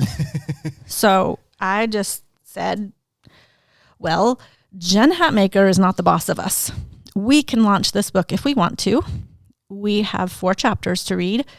We'll quote our favorite quotes. This is what you do. We'll take the quote graphics from her page and share those. And this is what you do when you're part of a launch team. So I'm like going rogue on Jen and saying, we can do this. And then we can find the 500 who have the whole book to quote from. And because they're going to hashtag everything for the love. You just click on the hashtag and there you go, all their stuff. Yeah. So I'm like, let's find the 500. We'll share everything they share because they have the whole book. And this started in March. The book didn't come out till August. And so for 6 months or so, we were just on fire. And those 1,300 women that joined that group, and we were like this ragtag B list. We didn't make the team. We're sitting on the bench, and we're just kind of. Which is so funny because it seems like you would want as many people as possible promoting your book. Well, that's how it is now. Yeah. Well, so we're on that group, and I'm over here just saying, Jen's not the boss of us. We can do whatever we want, and here's what you do. And then like a week into it, Jen joins the group. And I'm thinking, oh, snap. Yeah. I'm in trouble because I'm kind of the ringleader of the whole thing. And then she's like, oh my gosh, you guys are hilarious. And this is funny. And nobody's ever done anything like this before. And you guys are to talk at Thomas Nelson, her publisher. You're the talk of the water at the water cooler because this has never happened before. And I'm like, oh, okay, this is fun. Oh, this is way better than I thought. Well, then 2 of the publicity people get put in the group, and I'm thinking, okay, now I'm in trouble. So I'm private messaging these 2 publicists. I'm like, what else should I be doing? Am I doing anything wrong? Just give me some direction and I'll do whatever you say. Because now I'm like, I gotta. Yeah, it's like a job at this point. They're watching me, and I don't know what I'm doing. I just know 3 things. And so they were like, oh, no, just keep doing what you're doing. And I'm like, okay, carte blanche. Okay, all right. So we just I love social media. I'm a social media expert now. and algorithms, all that. It's like, that's what I do.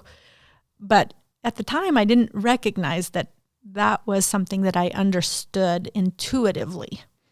And so intuitively, I'm just telling them what to do. And I'll see Jen post something and I'll say, okay, go share this. And here's the link, and go on Twitter and retweet You're just this. making things happen. I'm just making it up as I go. Like, go and do this and go and then we're all just 1,300 people having a nonstop party in that group. Like, we're just friends now. All of us are friends now.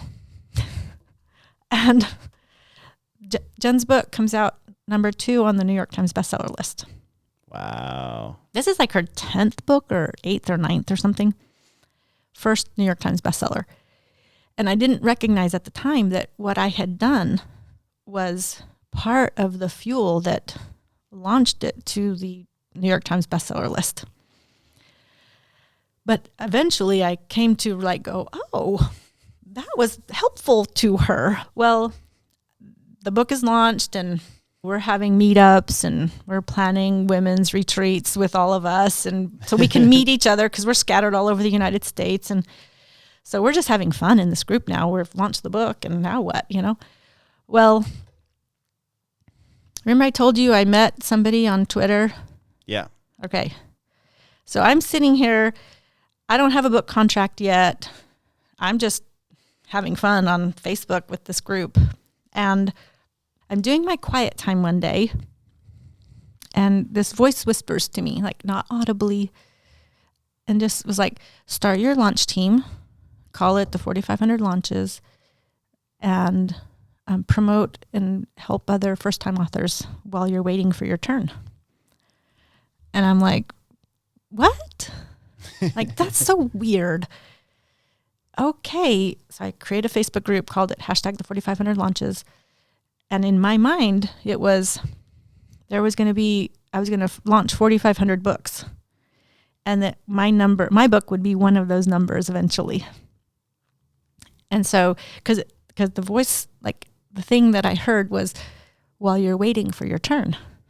So I'm like, oh, so I get a turn. Okay, this is a good deal. Okay, no problem. This was so much fun that I was like, oh, okay, I'll do this. And then for like a week, I walked around going, how do you like find a new author and say, let me help you launch your book? Like, how does that even happen? Like, I didn't have a clue how to think about it, what to even try. I mean, I was like in a weird space for like a week. And then one day I'm on Twitter. Now that Twitter and I are good friends, it's been good to me.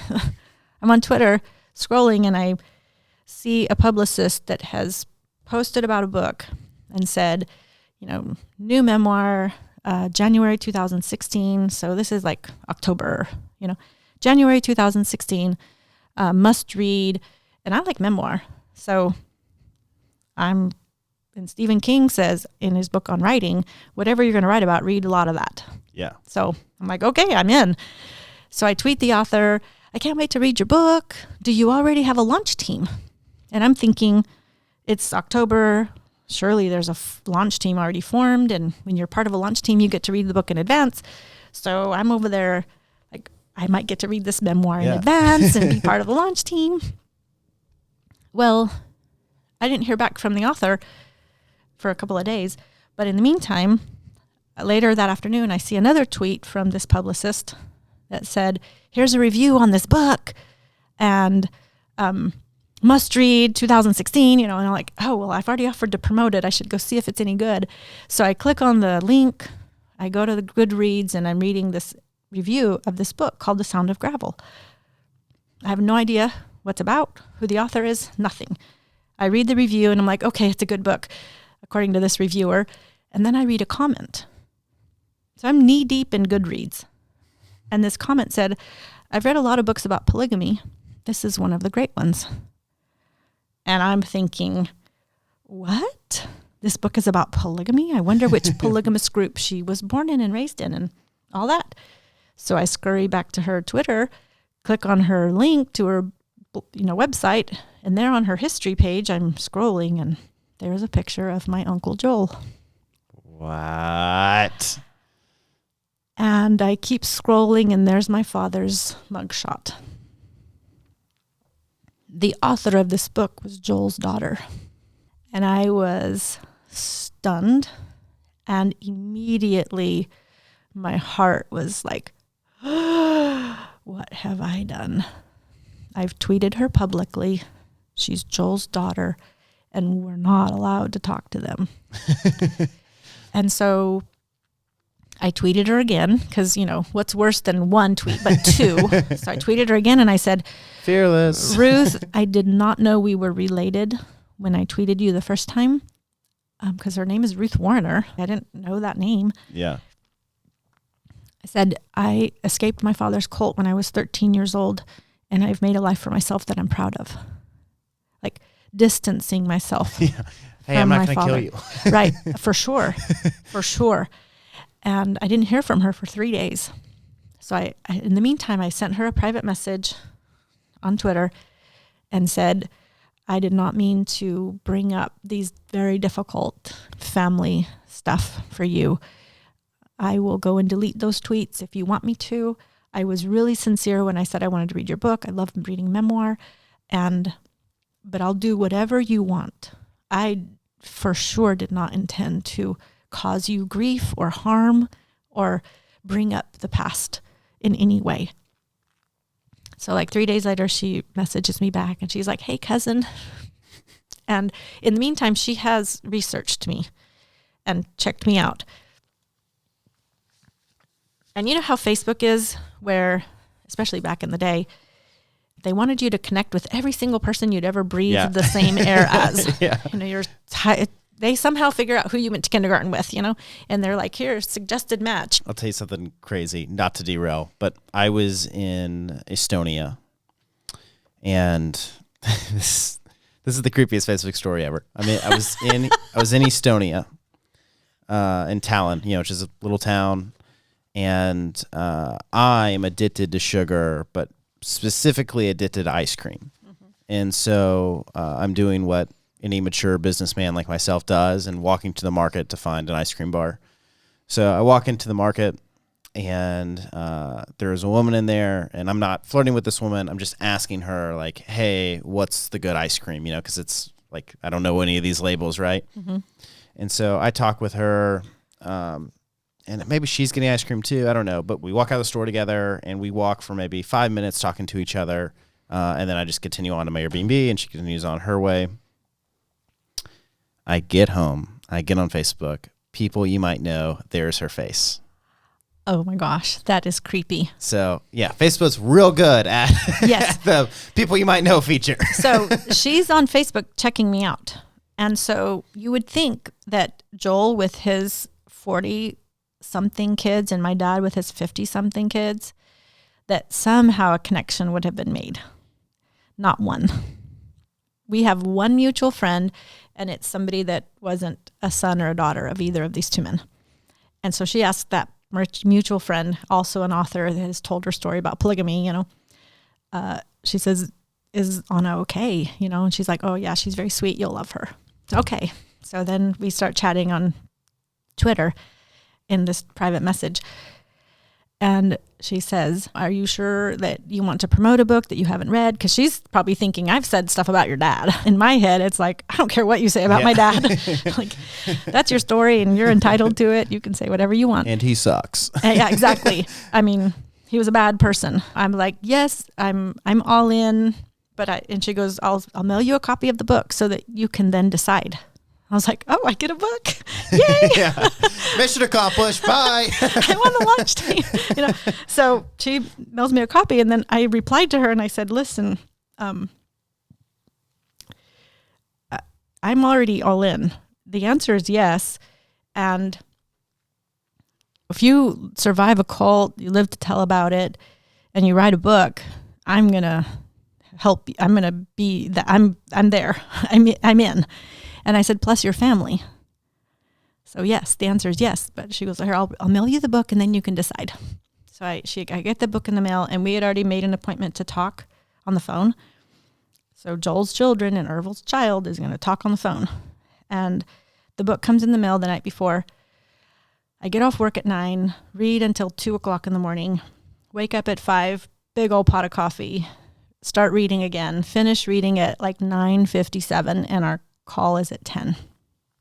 So I've finished reading her book, and we talk on the phone for hours about her experiences and my experiences. The whole thing, it's just crazy. Like, how in the world did this happen? So at the end of that call, I said to her, okay, so can we get back to the like original question? Like, do you already have a launch team? And she says to me, what's a launch team? And I'm like, I'm your girl. Yeah. I got this. I'll help you launch this book. I know how to do it. I've done it for Jen Hatmaker. We can just get together people that want to read it. And then, so we did. I had like 250 people from that group join this one in the 4,500 launches. And we launched Ruth's book, and it became an instant New York Times bestseller. What? Yes. And while I'm in the middle of launching Ruth's book, like we're in the throes of it. And I'm working my full-time job. I have 5 kids. I'm doing all this other stuff. It's such a crazy time. And while I'm in the middle of that, I get a call from Jen's husband's agent saying, the husband has a book contract. Would you launch that book? We want the 4,500 to launch that book. I'm like, yes, of course we'll do that. And then while at the same time, I get another call and another email from another agent that represents another person. And they were like, Maria Goff has a book contract, and Bob Goff is already a New York Times bestselling author. Yeah. I love Bob Goff. I've read his books. Yeah. He's the best. Maria Goff has a book contract. Would you be interested in leading that launch team when it's time? We love what you did for Jen. Like everybody knows what I did for Jen, and I'm not like, what did I do? Yeah. Like, how did this work? So I was like, yes, of course, I love Bob. Have you met Bob? I've met him now. Yeah. I led Maria Goff's launch team, and then I launched Bob Goff's Everybody Always. Okay. So I'm like in the throes of launching Ruth's book, and then my agent calls me and says, there's a publisher that would like to talk to you. All at the same time. I don't even have time to be like extremely excited about the fact that a publisher wants to talk to me. Yeah. And of course, they talked, and then in January we talked again, and they offered me a contract, and it was for $10 $800 million. For $800,000. Yeah, no, that was not how it went down. And that's how you became a billionaire. Yes. Long story short, So lived happily ever after. You were patient. Yeah. I mean, I just there's now brag. Like, what are some of the books you've launched? Oh my gosh. So 3 or 4 of Jen's now that are all New York Times bestsellers. I launched Gary Sinise's book, Grateful American, New York Times bestseller. Bob Goff's Everybody Always, New York Times bestseller. Oh, I had the pre-order on all of that. But I'm just a big Bob Goff fan. See? And then there's an author named Rachel Hollis. Before she was famous, she had a book called Girl Wash Your Face. That was her, Oh, yeah. I've seen that all over. So before she was famous, she had like 65,000 followers on Instagram. Her publisher said, would you want to launch this book? And I was like, sure. Like, whatever. Like, yes. I'm now charging money for this, you know? I'm charging money now for doing this work that is of course. It's my side hustle, but I also have a hustle at the same time, a full-time job, and I'm doing this side hustle. And I launched. And it's working. Like, your people are going New York Times bestseller. Yes. And I launched Rachel Hollis's book, and it doesn't come out immediately on the New York Times bestseller list, but through some things that happened, and I just coached her a little bit. Like, here's how social media works. So if you'll do this, we can, like, some things happened that were very negative for a book. And I coached her through it and told her, do this, do this, do this. And then she did. And then book sales started happening again. And I was just responding to this negative thing that happened. And I said, this is how we can make lemonade out of lemons. Go and do this. So she did it. And book sales started happening. And she did it some more and more book sales. And it became like 6 weeks out. It hit the New York Times bestseller list. Her first time. She had been an author several times before. Yeah. And then she wrote another book, and I launched that one, another book, New York Times bestseller. And then her husband got a book contract. I launched that one. When you put when you assemble the Facebook group for it, is the author involved in it at all? Generally, yes. Okay. So I joined Scott Harrison's launch team for his book, Charity Water founder, his book. Mm-hmm. And I think it debuted at New York Times bestseller. But also when you have essentially 300 of the richest people on earth that invest in your charity, I'm not, it wasn't surprised. But my issue with being in that group, and there's only like 200 people. Like I was like, I felt awesome. Like, oh, I'm in this group. I'm going to help. They gave us like, here's the content to share. Here's all this. But it was never from him. Yeah. It's like he was never, ever involved. And love Charity Water. Love Scott Harrison. I'm not, Different people do it different ways. And there's lots of different ways to launch a book, and lots of different people lead launch teams differently. What I did when I didn't realize I was doing it was I created a different way to launch a book. Like it had never been done before. And what I realized in hindsight was if I'd been one of the 500 that got picked to launch Jen's book, I would have gone into that Facebook group, quietly observed and made notes. Like, this is how a launch team works. And this is what you do. And it would have been exactly what you're talking about. Here's some graphics. Here's the book. But go you had review the it. benefit of just finding it out for yourself. I went rogue. I just did what came natural to me, what was intuitive to me, and used social media.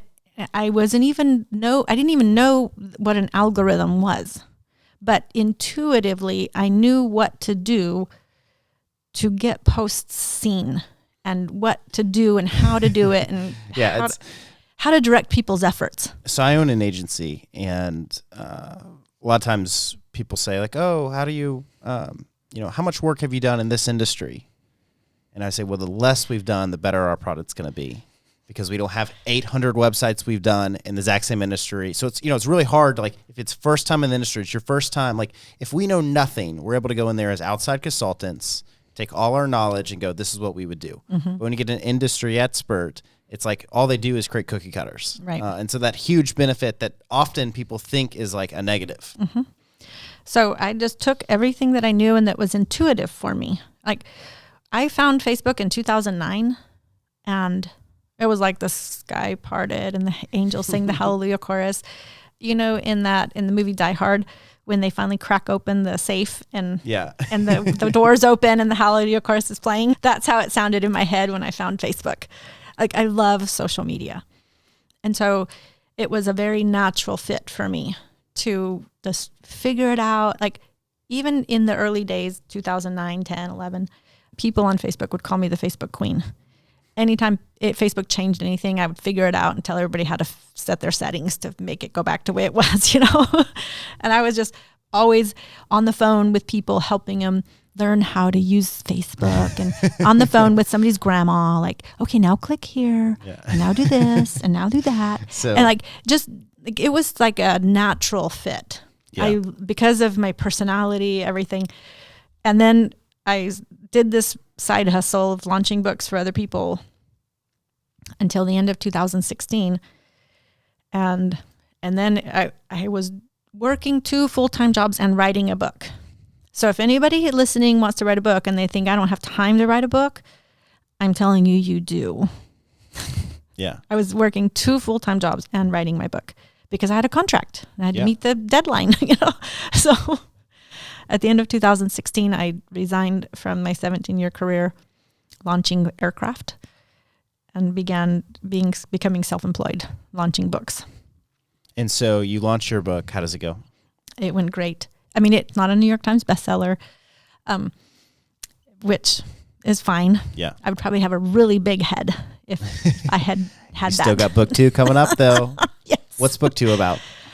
The last few chapters of my book, which you'll get to, I tell my healing journey, because when I was writing the book and imagining the book and talking to the publisher about it, in my mind it was, I'll end the book when I got married to my husband the first time, because we got married and divorced twice. So anyway, the first time I married him, I thought that's the place to end the book because I'm in a monogamous marriage, Yeah. So that seemed like a really tidy place to end it. Well, after being interviewed by this publisher many times for hours, like they wanted to know what's this girl's story. They were like, no, we don't want you to end it there. The reader's going to want to know, how did you get from where you were when you got married to where you are now, where you can tell this story and not be re-traumatized by it. And so I did the last few chapters of my book as my healing journey. And when you hear it and people read it, it's like, yes, it's moving pretty quickly. And so I don't really feel like I did my readers a good service by sharing something that took me decades in just a few chapters that they can read in a few minutes. It almost gives the false impression that healing is quick because they read it so quick. Yeah. And so my next book is going to be a deep dive into that. Into your healing journey or just into healing? Healing in general, but Okay. my journey for sure. But specifically, how do you have a relationship with God, with God the Father, that's real, that's experiential, that's personal, when you never had a dad? And that's my reality today, is my relationship with Father God is real, it's experiential, it's personal, it's deeply personal. And you never had that example. And I never had that growing up. And they talk about in Christian circles and stuff that whatever your relationship with your earthly father is kind of going to mirror your relationship with God. And I've been able to overcome that. Which is rare. It's rare. and I feel like there's a epidemic of fatherlessness, not just fathers that are absent completely, but even emotionally absent, or fathers that are abusive, that give the wrong impression and that leave you in a place of pain and suffering, making it more difficult to connect to God as a father. Yeah. So that's book 2. And so right now your full-time job is managing book campaigns That's and what the I do. social media around that? Yes. Okay, got it. Yeah. But I also do coaching Okay. for people that want to write a book. I offer coaching service, and wherever you are in the process, just thinking about it, or you've already written this much, wherever you are in the process, I can help you with your next steps along. Got it. So I do that. And I also help people who are building a platform who need to grow their social media following, because you have to have a platform to get a book contract. Yeah. So I do that. It's kind of like a train track. Yeah, You have so to I- be doing both. I saw your social media, like social media consultant. I was like, oh, another one. Yeah, right. And then I went to your Facebook and saw that you get like 400 likes and 150 comments on every single post. And I was like, all right, I'm wrong. I'm wrong. I'm wrong. I judged too quickly. Like, I was like, no, what does she know? She doesn't know social media. Because it's like, you just like, everybody throws around that term. And so Yeah. it's like, but I can imagine, your engagement was insane. And I was like, okay, cool. I'm clearly wrong. Have you been to my TikTok yet? No. TikTok is where I've really taken off. Sweet. I'll check it out. I have like 30,000 followers on TikTok. Did you have crazy. one that just got like 50 million views? Did you have one that just went crazy? I have one that has almost 500,000 views. Anyway, thank you, Anna, for your story. I know this was long, and hopefully the lights weren't too bright, and it's comfortable in here. And I really appreciate you sharing and going deep and telling the full thing. And yeah, it's cool. We're neighbors. I just moved to Dallas, so this is kind of my way to like, how do I meet people in Dallas? And this is it's a pleasure to meet you, and welcome to Dallas. Big. Nobody's gonna see it. All right, sweet. This is it. Okay, cool. And And that's a wrap. that's a wrap. What time is it even? Probably 4:20, 4:26. Wow.